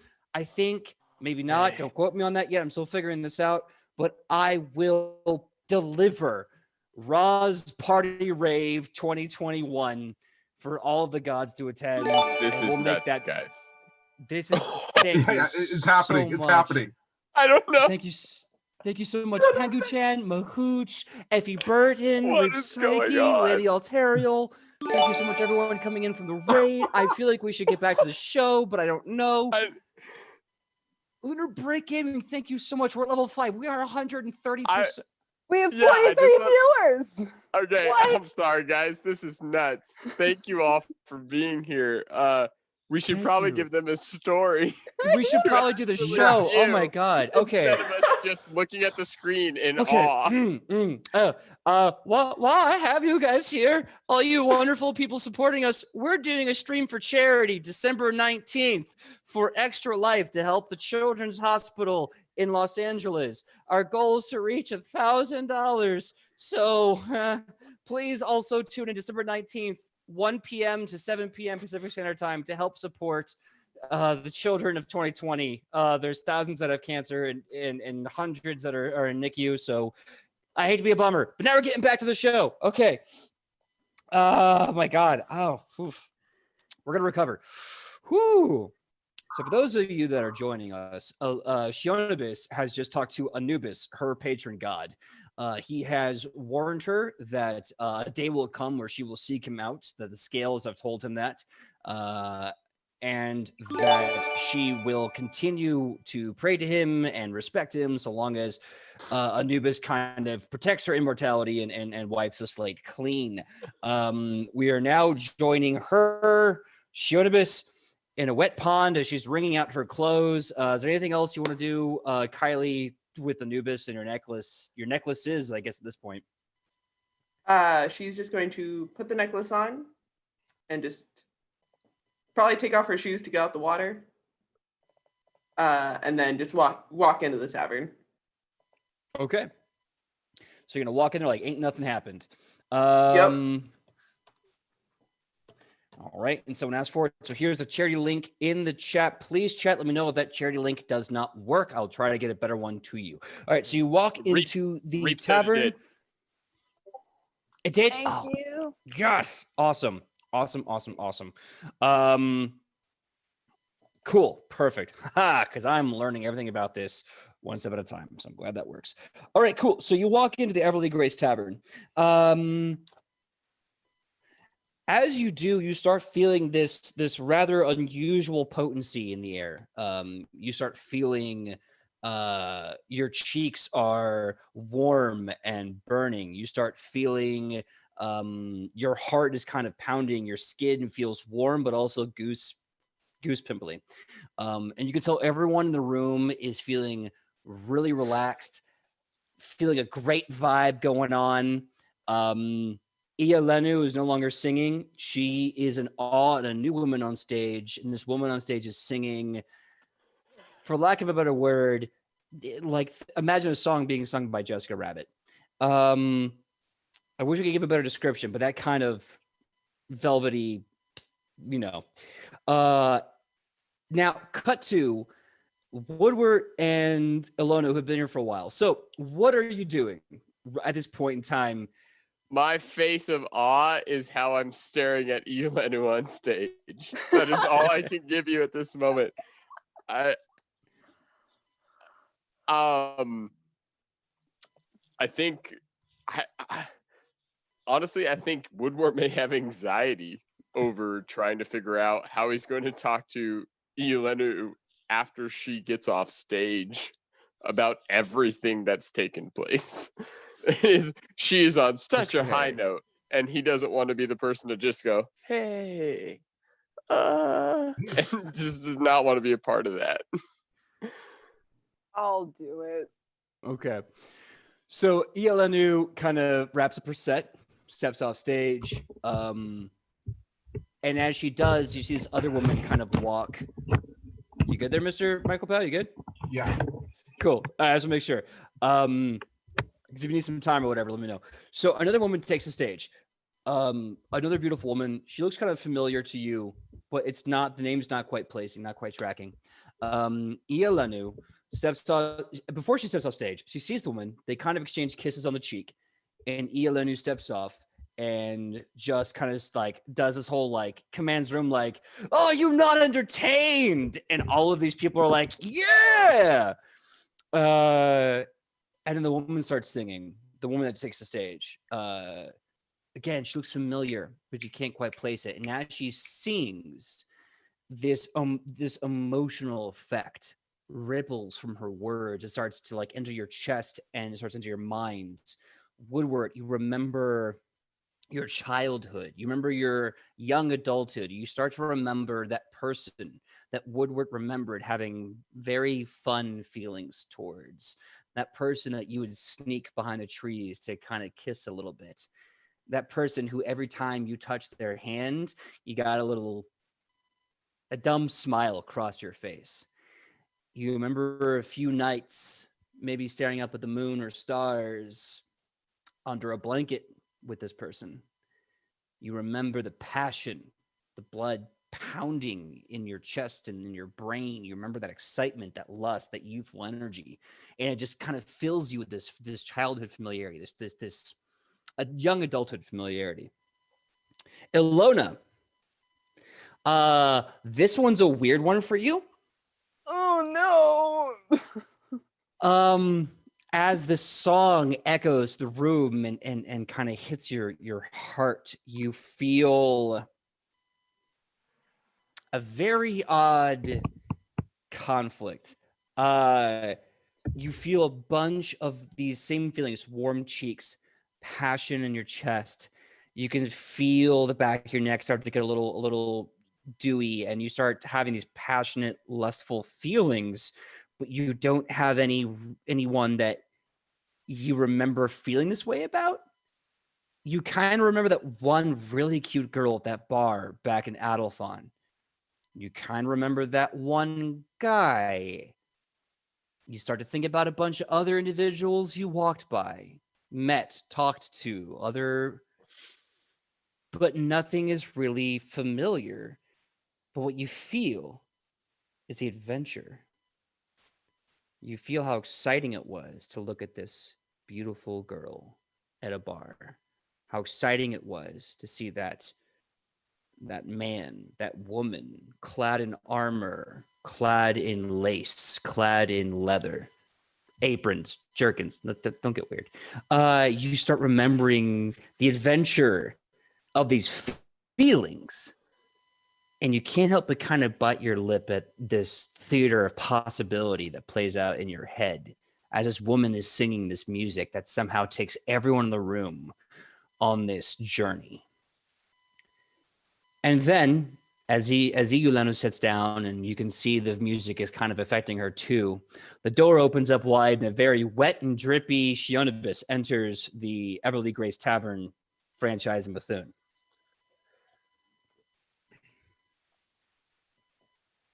Travis is gonna walk over to the table and just sit. Yeah, Woodward is also sitting. Oh wait, because I of the forgot to moment. hit Shionibus. Oh Pause for a no. second. Pause for a second. Oh, you're gonna feel some shit. Okay, so Fun feelings. Enjoy. You're welcome, Batman. Shionibus, you remember the first time you kissed him?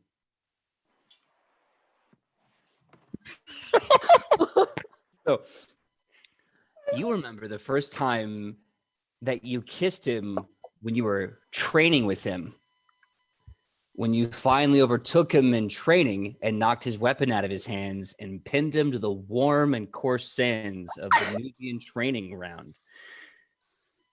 You remember the passionate joy of kissing him, the fear of it not being reciprocated, and then the utter tingling in your fingertips as he grabbed you by the back of your head and kissed you back. You remember the secret kisses he would give you in the halls of your citadel. You remember the stupid game he'd play where he tried to squeeze your hand in just the right way to say, "I really like you," when no one was looking. You remember all the stupid things, all the things you thought were so dumb, which every time was him saying, "I love you," in his own little way. Every little game, every little hidden clue, every time he gave you a certain wink while training, you know, was just his little way of saying, "I love you." And you also remember the way he used to bite you on the lip when you guys would kiss sometimes. And all these feelings start coming back to you about a man that you loved longer than a human can possibly imagine being alive. A man who's gone. who died in the wastes. And this hits you with equal part passion and, of course, the unfortunate sorrow as the music just washes over you from this woman singing on stage currently, who is not Iyalanu.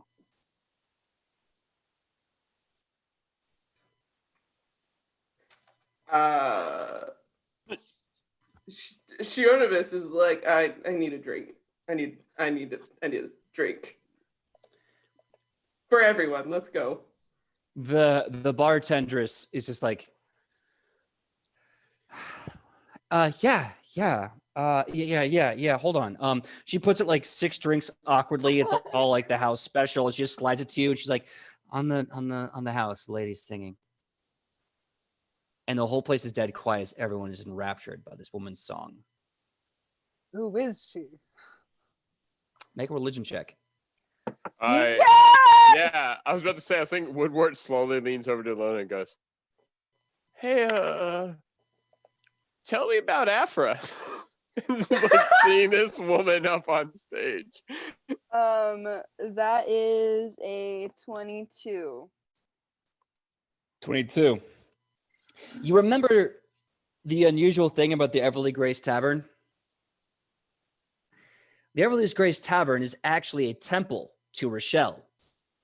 I believe the third human woman that died and rose into goddesshood, became anointed. She became canonized as the Astrogenicon's goddess of the working lady. She's there to protect wenches, of course, sex workers, and every other position. And she has a few avatars. She's one of the few earthly goddesses that has an avatar, and that avatar is Everly Grace herself.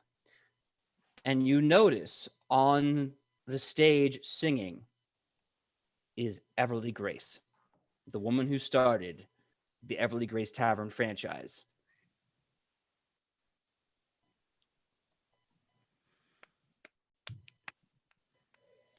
Incredible. Too bad Rufa isn't here. Yeah. But he's off with Morel and Joey having a great time with horses. That's true. And I'm sure you're getting lots of conversation there. I'm just thinking of I'm just thinking of the one-upping that might have to have happened if 2 very incredible performers were in the same room together that were slightly competitive, which I know they both are. Tangled did a mud day. Yes.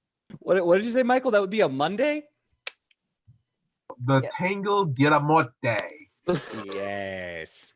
I love it. Okay, so we're all just sitting there enraptured, waiting for drinks as this woman is singing. Alona's knowing that this is Rochelle's avatar, very impressed, very confused, of course, as basically a nun.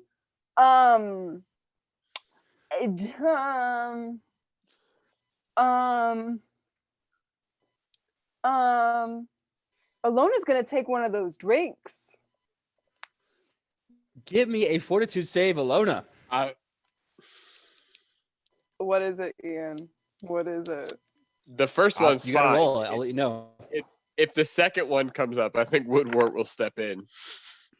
Oh, I did good. I did good. 18 plus 6, I'm Oh, math. yeah. I did good. 24. You're fine. Yeah. You're hitting this drink, and you're so busy having other feelings that you can't feel the booze yet. Yeah, I'm gonna Confused order an other. feelings. Yeah, I'm gonna order an other feelings from the bar. What kind? The bartenders who's kind of half paying attention. She was looking at Everly Grace, just like, what other feeling? What other feeling do you want? That's I think Woodward is going to. You know what? I think I wouldn't mind a drink that's maybe a little sweet. And I'd like 2 of them because I think the rest of my table may need a little bit of a break as well. She Oh. kind of laughs and goes, Oh. want something sweet to enhance the feeling or get rid of the feeling? No, just sweet. Knock it off the palate. I think I think we can pump the brakes here. Get rid Got of it. Pump the brakes. Ah! Pump the brakes. Got it. She makes she doesn't know the numbers, so she makes like 5 drinks and she slides them to you, and she goes, that might help kind of even you out. Yeah, thanks. Woodward just gathers whatever's on the table and walks them back. And he sets them down. He goes, Alona, look, we still have to talk to the individual that just came off of the stage. These are for after. So we're going to call Elenu over to our table. She can have what she needs to understand the news. And then after that, we can take what's left. But we don't want to leave. These drinks were apparently on the house. And he just kind of waits for Elena to like try to motion her over. When Woodward's not looking, Shotomus is just gonna like slide one of the drinks over while she's just like, oh, she's gonna like smile into her drink as she's like drinking it. Don't make it weird, Sidney. Okay. So just because he's been so patient, and as much as I'd love to hear, I'll say this. I'll leave a quick cliffhanger with you give a drink to Ialenu, Shionibus, Ilona, Woodward. You all have a sip, and you immediately feel yourself kind of, I guess for lack of a better word, coming down. Now we're going to jump back to Rufa, Morel, and Joey in a dirty stable with a horse. Yeah. So, Rufa, you're missing Woodstock, circa like 12,098. In this stable. What do? You see Joey is now sitting on a hay bale, while Morel is just kind of being affectionate with the horses and cleaning their horseshoes, and he's telling him stories about what Orr is like, at least from his perspective as an Acadian. I'm going to also say that while he's also doing that, while Morel's pretty much doing the upkeep with the horses, because that's important. Got to take care of your pets and your animals. He's also going to do like your horses. Yes, he's also doing like shadow puppets on the wall for Joey too. Yeah, and after when Morel is done with taking care of the animals, we're getting down to brass tacks. We're getting down to business. Rupa kind of spreads out kind of a large kind of a parchment piece of paper and looks at Morel. Mm-hmm. So, you know where we are going next, right? Morel kind of looks at the kid, he looks at you. You can see he's thinking about something, and he goes, yeah, we're going to Fort Raggedy in Asha. We're going to reinforce people of Fort Raggedy and the blonde person I heard very little about against the orcs invading. Personally, after what they did, if it was Rupa's choice, they could go hang themselves. Rupa does not care. Rupa put on them. But we are under, I guess you could say, contract. We got to play the parts, got to play soldier. So we do need to protect for Riley, especially since it is he kind of taps a map, a strategic spot in the whole green water thing, debacle. Yeah.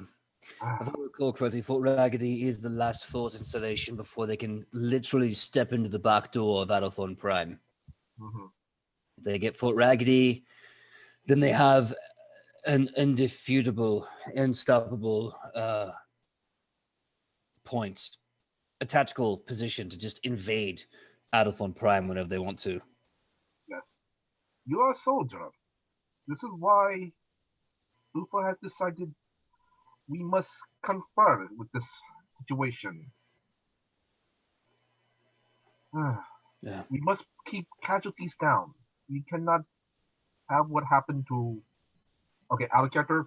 What was that town again that the orcs kind of took over for a second? The one that they took over peacefully, Bryax. Yeah, we cannot have another Bryax on our hands. That will not do. And No. technically, we are kind of responsible for this mess. A little bit. Yeah, Elena told me. Apparently, it's Oceanibus's grand wild card play. Yes. Listen, mate, when we get to Fort Raggedy, I want to caution you. I'm not proud of the man I become when I go to war. So I want to apologize in advance if my demeanor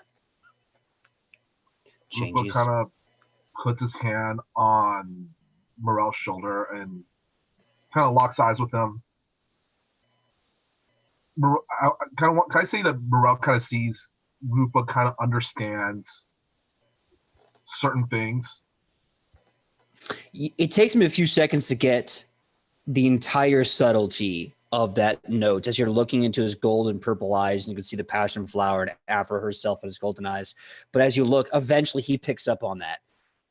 And you can almost see a bit of sorrow in Morel as he understands that you know what he's talking about. Rupa says, Rupa knows this. Rupa also knows what one does in war. Yes. What one does in war, one does in war. During times of peace, it is very difficult for soldiers to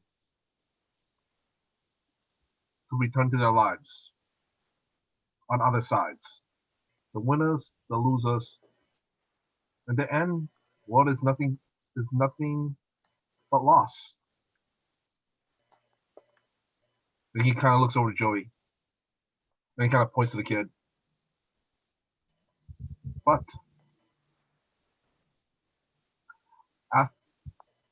for those of us who have been through war, through strife, we must not let something like that happen. We cannot let the innocents become victims. Morel leans forward and whispers into your ear, and he says, I've only known 2 children my entire life. One is a little girl in Ur, and one is Joey. And I swear, by the blood in my veins and by Afra as my goddess, nothing terrible will happen to Joey ever. I will not allow that boy to be harmed anymore. Now, you suddenly see him step back, and he stiffens upright. He stiffens upright as he gives you basically this like Akkadian salute. And he looks at you and he says, Captain Morel Hakisian of the damned 31st reporting for duty. Commandant Rufa, what are your orders?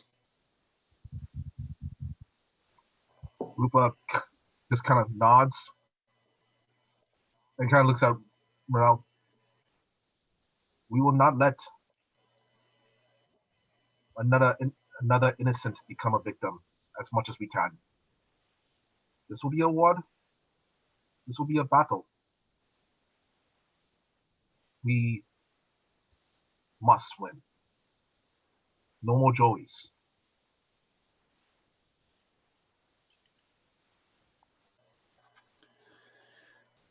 Morel looks at you and he says,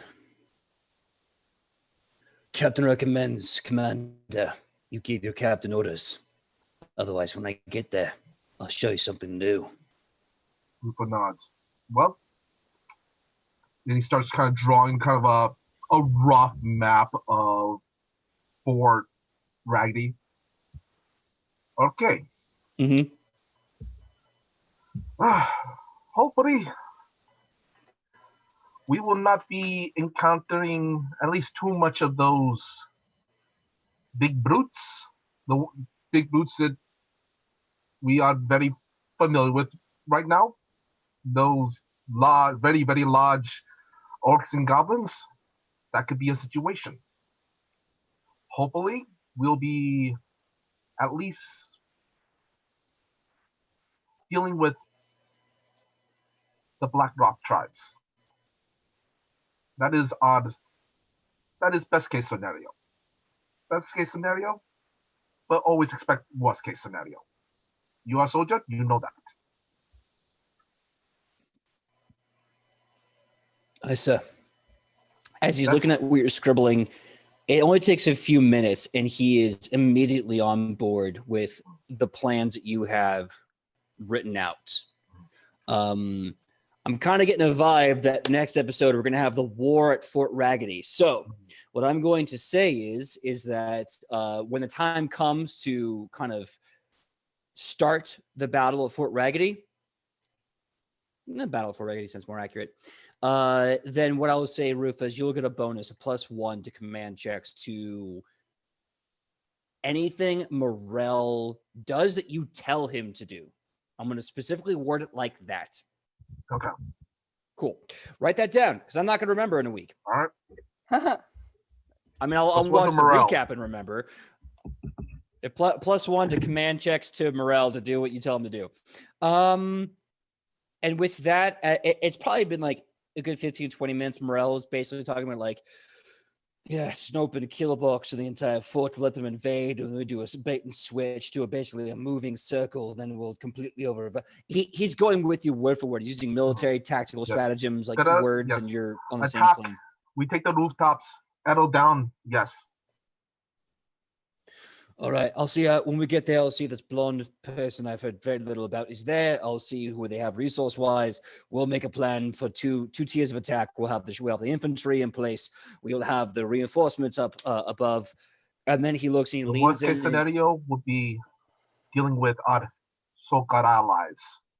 That with that, we do not have much confidence considering our last encounter with this bot. Morel's eyes begin to glow.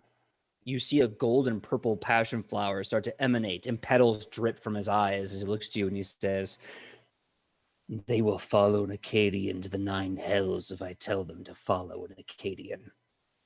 I don't give a damn what we did 3 years ago to Fort Raggedy.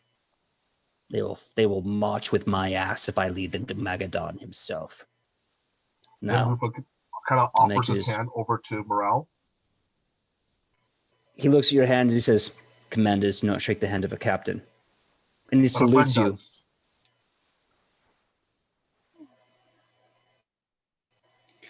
Suddenly, this hardcore, angry, made of steel soldier melts and he goes, "Well, friend then, yeah?" And he just starts shaking your hand as this goofball that he is. And he's like, Let us shake the pillars of heaven. Let us dance on their corpses. Let us pray to the rising suns and let us spit on the god killers of old.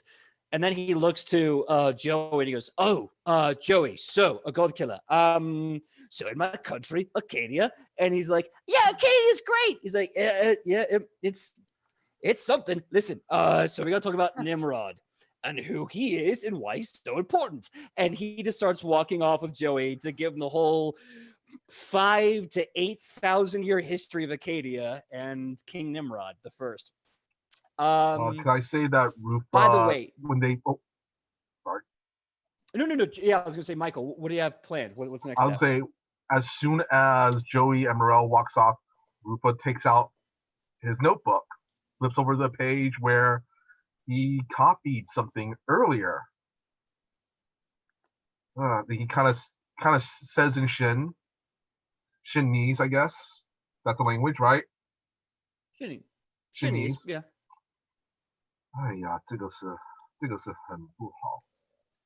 哎呀呀，不可好。And then he kind of just closes the book, puts it back. Well, let's time to wet his whistle, and walks off and goes off to the tavern. All right. So That was cool. I love that. By the way, if I haven't already given all of you a hero point, you all get a hero point. Michael, I'll give you 2 because that was amazing. And also you spoke Chinese, so you get another one for that. Please take it. Take it. Hashtag Too no late. more Joeys. Yes. Hashtag no more Joeys. That was heart-wrenching. No more Joeys. I was like, oh man, what a line. Mm-hmm. So I can't wait for the 4th chapter. So you guys go to the tavern, right? Let's cut back to the tavern. We have Shionibus, we have Ilona, and we have Woodward and Yelenu. The drinks are making you kind of, shall we say, numb to the effect of the song that Everly Grace is singing. You're revealing alcohol. No. I mean, where's the lie? You are seeing some people in the tavern kind of giving light smooches. Some are full out making out. Everly Grace, when she's done with her song, kind of like smiles and winks and waves as she steps off the stage. What do you guys do? What do you guys say? Is Ilenu sitting at our table now? Yeah. One of the drinks was given to her. She kind of awkwardly joins as she's staring at Everly Grace, kind of like misses her elbow a bit, gets in the seat, takes a sip to her lips, and goes, "Okay, hey, how's it going?" How's it going, Shionibus? How's it going? It's going, living the dream. Still drenching, like soaking wet. Like there's just doesn't say anything about it though. But the medallion is back. Like the medallion is obvious now. Woodward will heartily raise a glass and say, "Sure," and just drink, because there's no roll needed for that level of deception.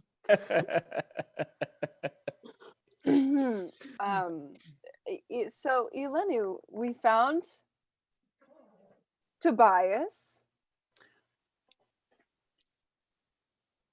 He's not here. He's not. Where's the little man brat? Where did he go? Well, I'm an avatar. She looks at Ilona. She looks at Shionibus. She goes, "Very cool, but put a bookmark in that." Cleric, what does she mean when she says that she is an avatar? She's not really an avatar. What she means is that when we went to Bryax, it was overtaken by orcs already.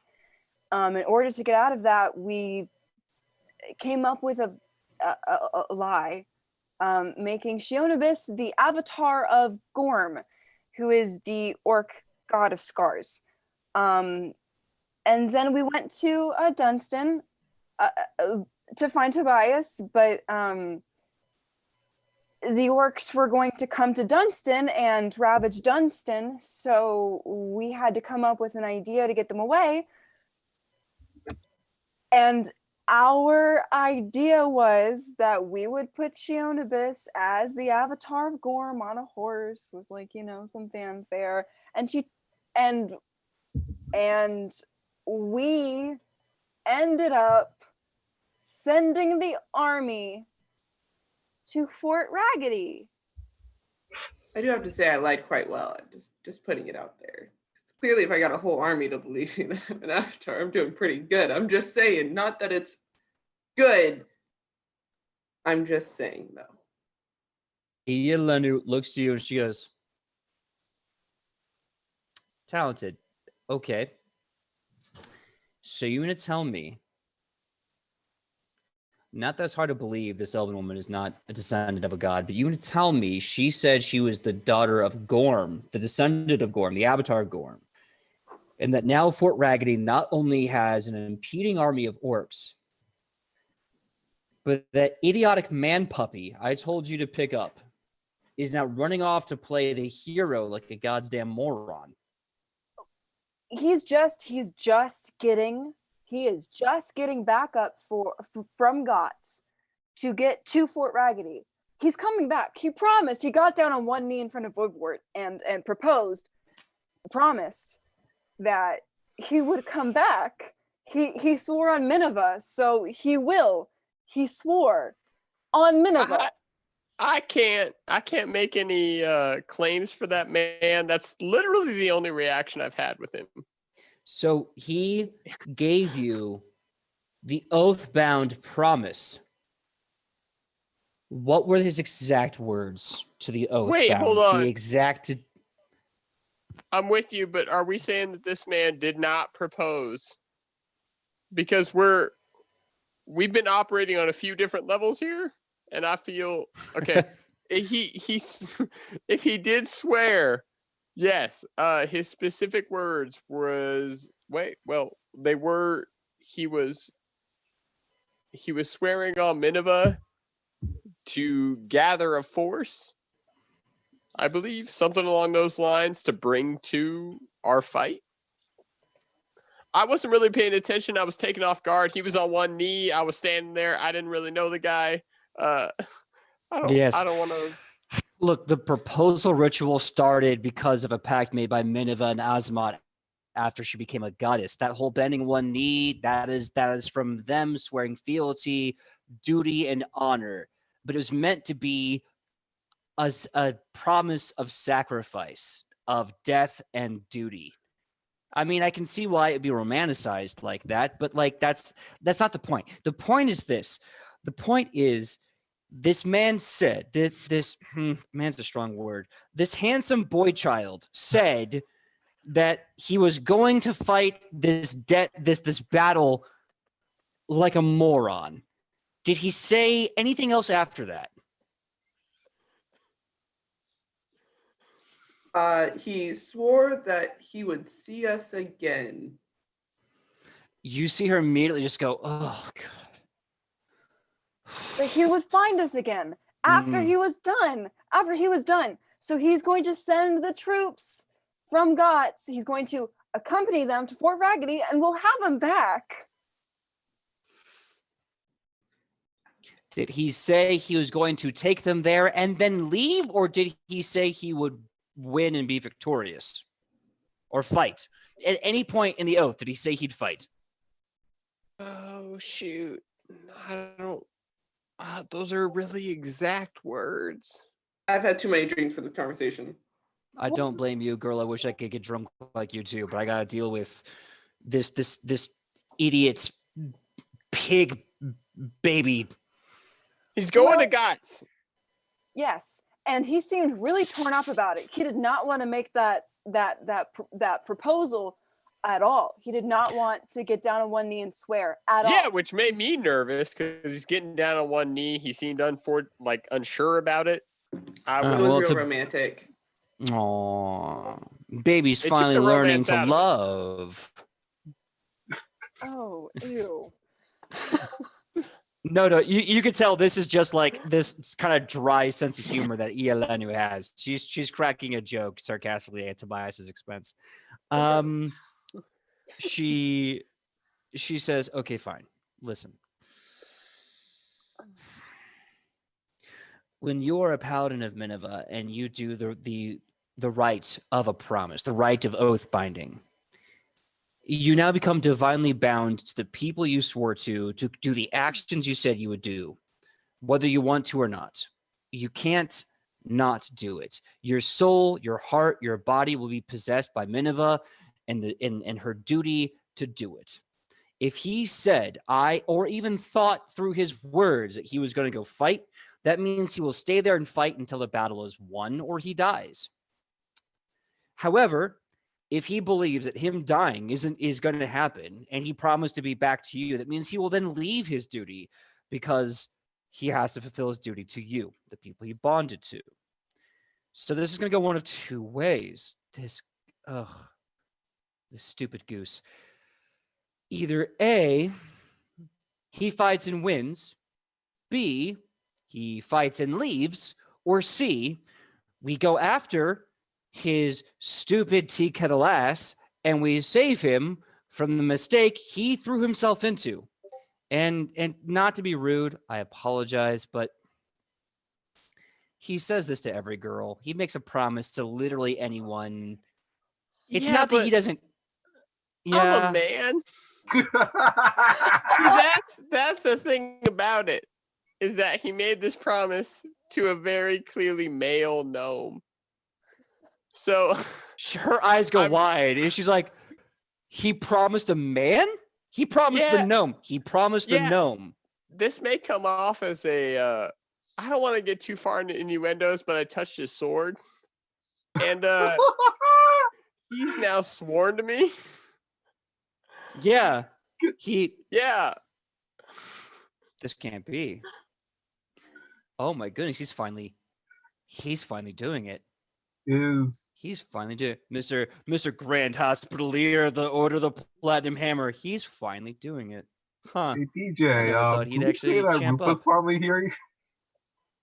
Yeah, so you enter just as Yelena's like, he's finally doing it. And like no context. I'm just gonna say Rupa kind of has a glass of wine and think, "Oh, doing what?"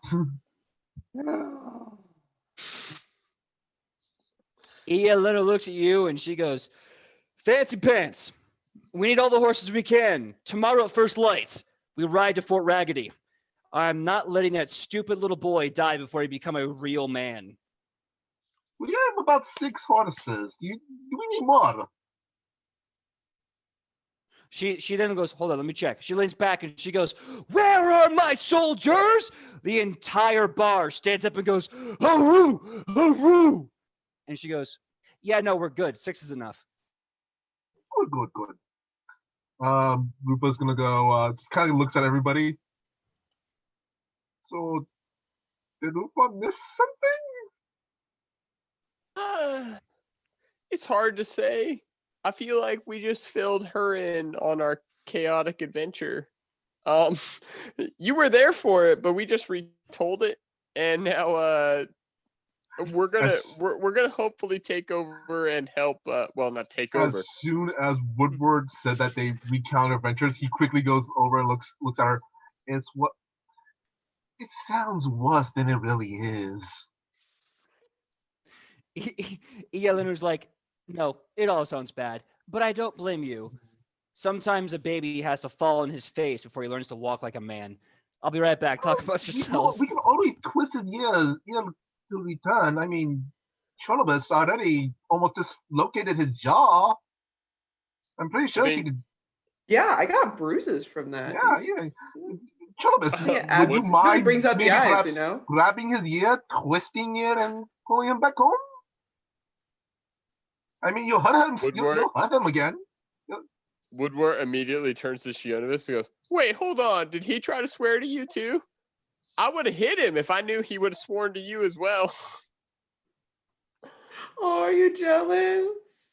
I'm not jealous. I'm just trying to make sure he has his priorities straight. No, he's just being a smartass, and I showed him his boss. So, not like Wait, that. hold on. Alona. Yeah, well, Alona, did he swear to you? I'm trying to figure out who else I've been in this apparently expanding shape. It was a triangle, I thought it was, but now it's gotten bigger. There are more sides to that. Yeah, apparently it's like a love pentagon. I don't know who else is involved in it. Hexagon. No one's in love here. Thank you. We all felt weird earlier, but no one's in love here. It would be At least more not a to love him. trapezoid. Certainly not to him. Not to this quote-unquote man-child. That's for sure. I mean, I wasn't interested in it in the beginning, but I was standing there and he presented his sword, so I didn't know what else to do. He made a big deal out of it. You never touch another man's sword, Woodward. I mean, never I wasn't touch there another man's for it. sword. I'm hearing it now. Unless you are fully I'm with committed, it. do not touch another man's sword. I wasn't committed, but I also don't want to see the people of Fort Raggedy die. Did you just admit that Woodward would be a hoe to save lives? I mean, here's the thing: is that multiple lives. You got to look over the one over the many. That's the thing. I mean, 20 gold pieces is 20 gold pieces. Okay, so that's a little too far because I don't really understand money. I've just been spending yours, so I don't want to. I don't want to Wait. go over all of this to figure out, how things play out at the cashier. Okay, so Woodward's a hoe, Rufa is Woodward's sugar daddy, and Oh, this is no. where we are. Welcome back, PJ. I was about to ask if you guys were playing that game, how much gold would Woodward need to do something terrible to Tobias? And now I know. What? No, he's just a hoe. Okay. It turns 20 out gold it wasn't. pieces. Yeah, it turns out it wasn't much. It just, it's not my money, so I'm willing to accept more at this point. Well, let's skip ahead. So, really fast. Any downtime actions before we fast forward to the first light? Do you have any questions for Yelenu? Any actions, motives? Yes, Rufa. Would it be possible for Rufa to restock on what supplies that's needed, and also some caltrops and tanglefoot bags and smoke sticks? So not all that might be prevalent in Bethune. You will definitely get caltrops and smoke sticks. You will not get tangle bags. Okay. I'll get some tanglefoot sticks and sorry. So you'll get food, supplies, all that kind of stuff. You won't get the tanglefoot bags. Sidney, do you have anything else? I just want to do a lore check on Minerva, just to recall as much as I can about her as a goddess. Sure. Do you want the entire story? Something specific?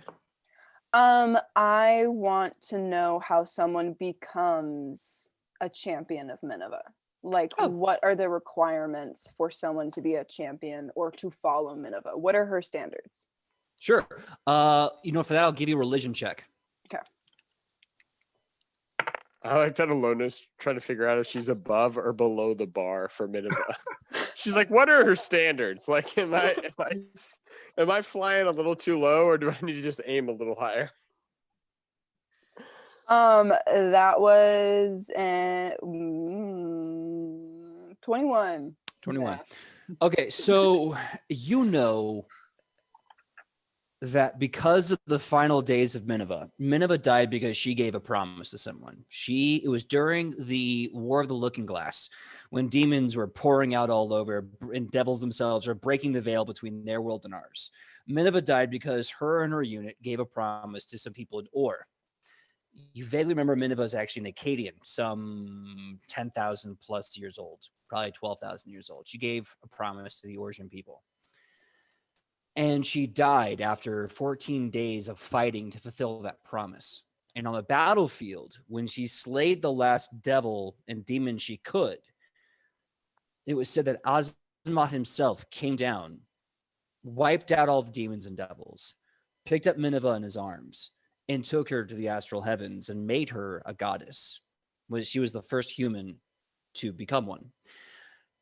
So that story is like the linchpin, the big, the keystone in her faith, in her ritual. When you follow Minerva, it is because she is the goddess that basically started paladins. Champions, paladins, the whole bit was her creation. And every paladin that came after her death did so in respect and honor to her. They all pleaded to be people of their word, people of honor, people of oaths, people of sacrifice. And to walk the path of Minerva means to have that bond deep in your soul. When you give a promise to someone, you will do everything in your power to fulfill it, lest it kills you, unless you promise to die in doing so. You know that this is, next to Azamat, the second most righteous god, technically next to Sheol, at least the most fair.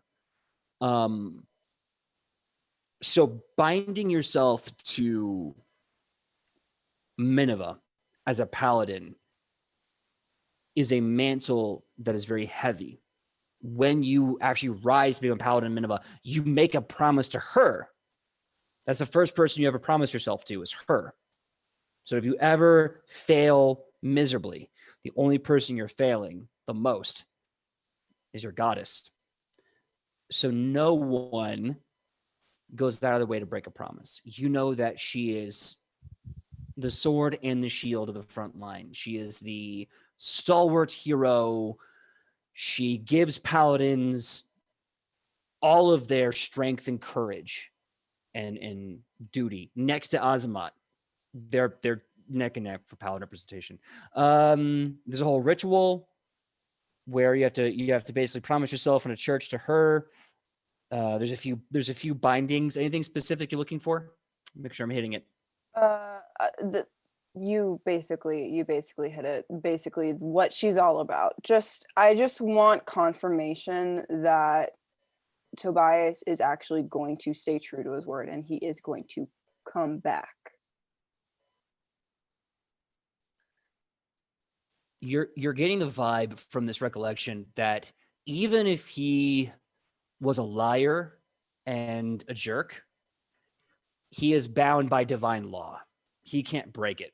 Even if he wants to or tries to, everything in his body and his heart and his soul would demand that he does it. Then I can rest easy. All right.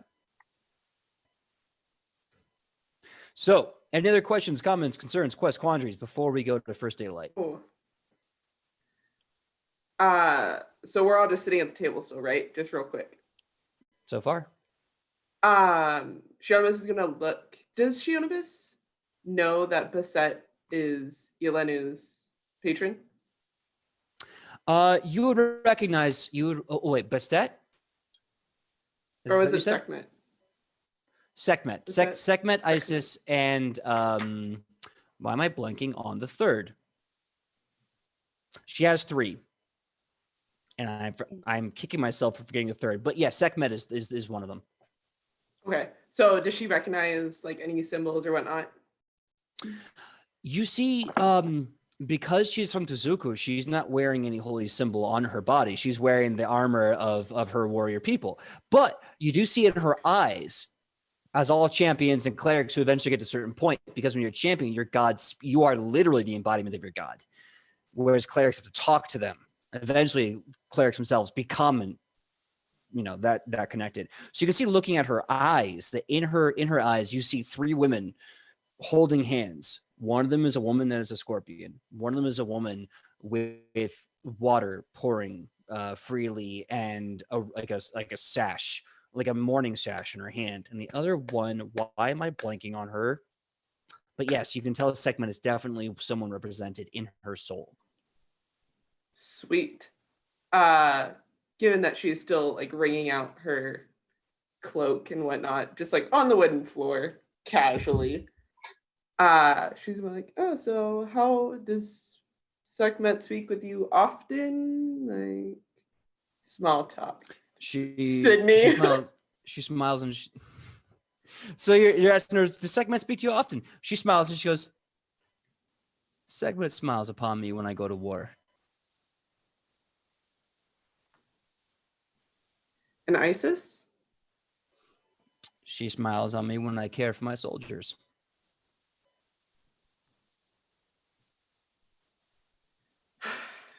Well, at least some gods talk to their followers.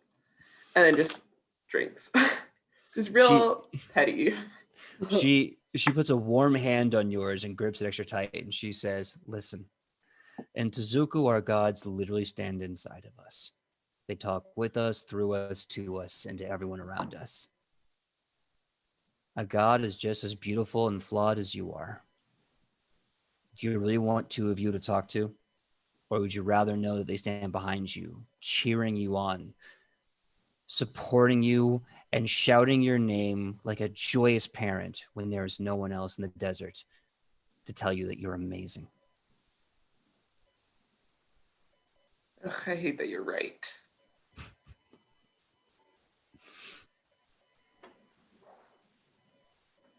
she's just going to drink, still petty about it.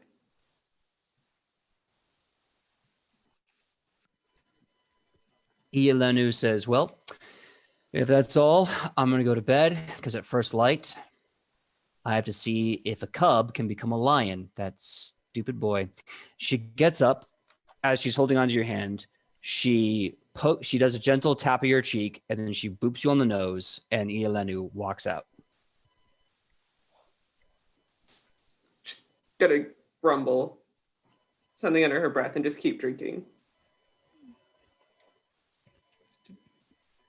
So, the night with a chilly, dewy haze and film goes with sleep, and the morning bray and scream of the rooster, the first light raises. The horses are saddled and readied, and with the clops of thunder against the stone road, they ride to Fort Raggedy. Tune in next week for the Battle of Fort Raggedy as our heroes have to try and fight and save the day. This will be probably one of the first major battles in the Green War. This isn't just dodging siege spears in a town called Cobbledale. This is something real, and this is entirely their fault. All right, so we'll see you guys next week. Same next time. Well, what was that, Why are Sidney? you She's pointing pointing. at me? She's pointing. Nothing. You said it was our fault. Yeah, and I feel like that's unfair. Hey, hey. I'm just trying to make sure. In the wise words was of High that? School I- Musical, we're all in this together. That's right, Ian. You too. Even if you walked away, you too. Well, hey, either way, tune in next week for the first big battle of the Green War. It's all just been skirmishes and sieges. This will be an absolute battle for Fort Raggedy. We're going to get everyone. We're going to get Tobias. We're going to get Morel. We're going to get Ielenu. We're going to get these people. And I have to make a note. Now, that being said, Mr. Michael Powell, tell everyone who you are and where they can find you on that sweet, sweet internet. Sounds like to me that we're gonna need a bigger building. But anyway, I'm Michael Powell, and you can find me all over the interwebs on my social media, which is at Mr. Kapow, that's MRKAPAO, or my Facebook page, which is facebook.com/Michael Powell Does Stuff, because I do a lot of stuff, such as my YouTube channel, which is Fantastic Tales of Adventure. A lot of TTRPG goodness there. And on Thursdays, I usually stream on the Toyzilla Network or Toyzilla Live, but this week might do technical difficulties, so yeah. All right.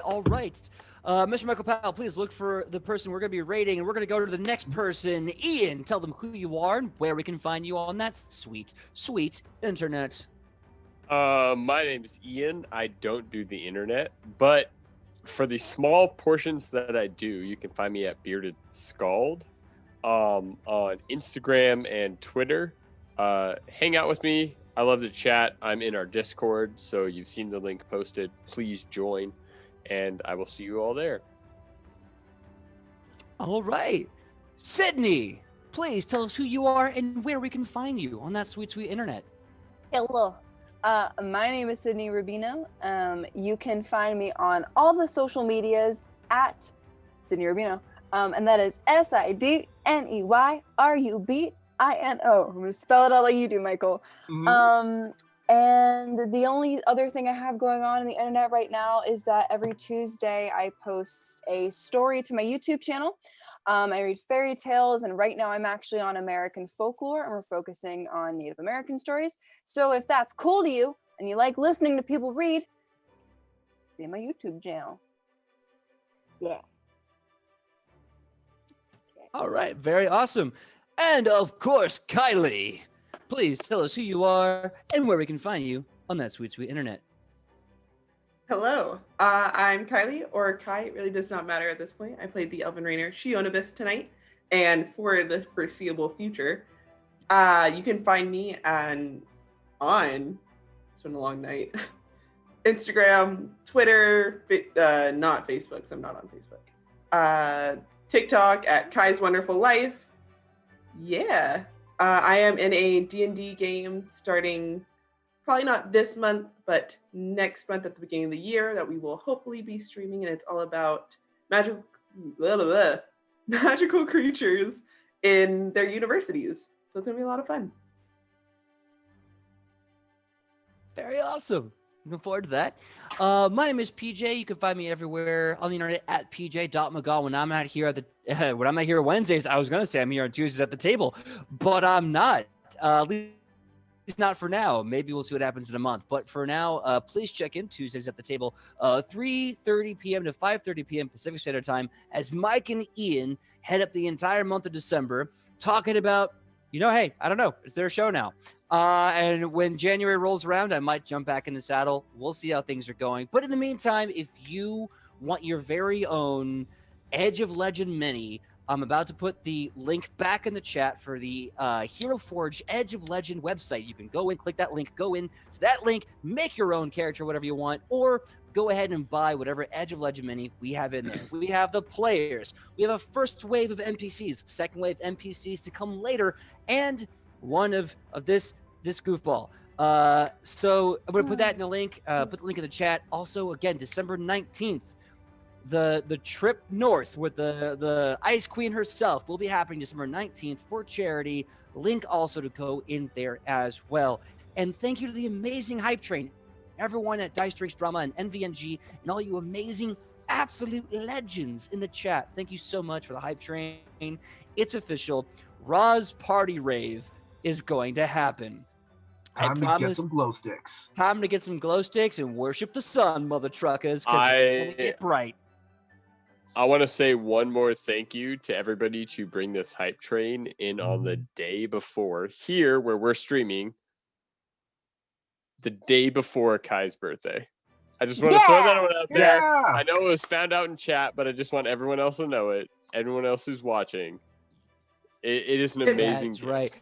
Should we Made for a good birthday gift. Can I take a few seconds to lead a happy birthday song for Kylie Yes. in front of all the. All right, on the count of three, and if you're in the chat hearing this, please sing right along with us. 1, 2, 3. Happy birthday to you. The lag is amazing. Happy birthday to you. Happy birthday, dear Kylie. Happy birthday to you. Wow, that should If you haven't had the worst lag- birthday song the lag sung to made you that. at this point, the lag in between all of us has now achieved it. Yeah, that should be on Broadway. Wow. yeah. I'd That was say fantastic. clip it and send it to Kylie so she can be embarrassed for a whole nother year. Yeah. Yes. Oh my right, gosh. Without further Thank ado, you all for all the birthday wishes. Oh. I appreciate you all so much. yeah, absolutely, we love you.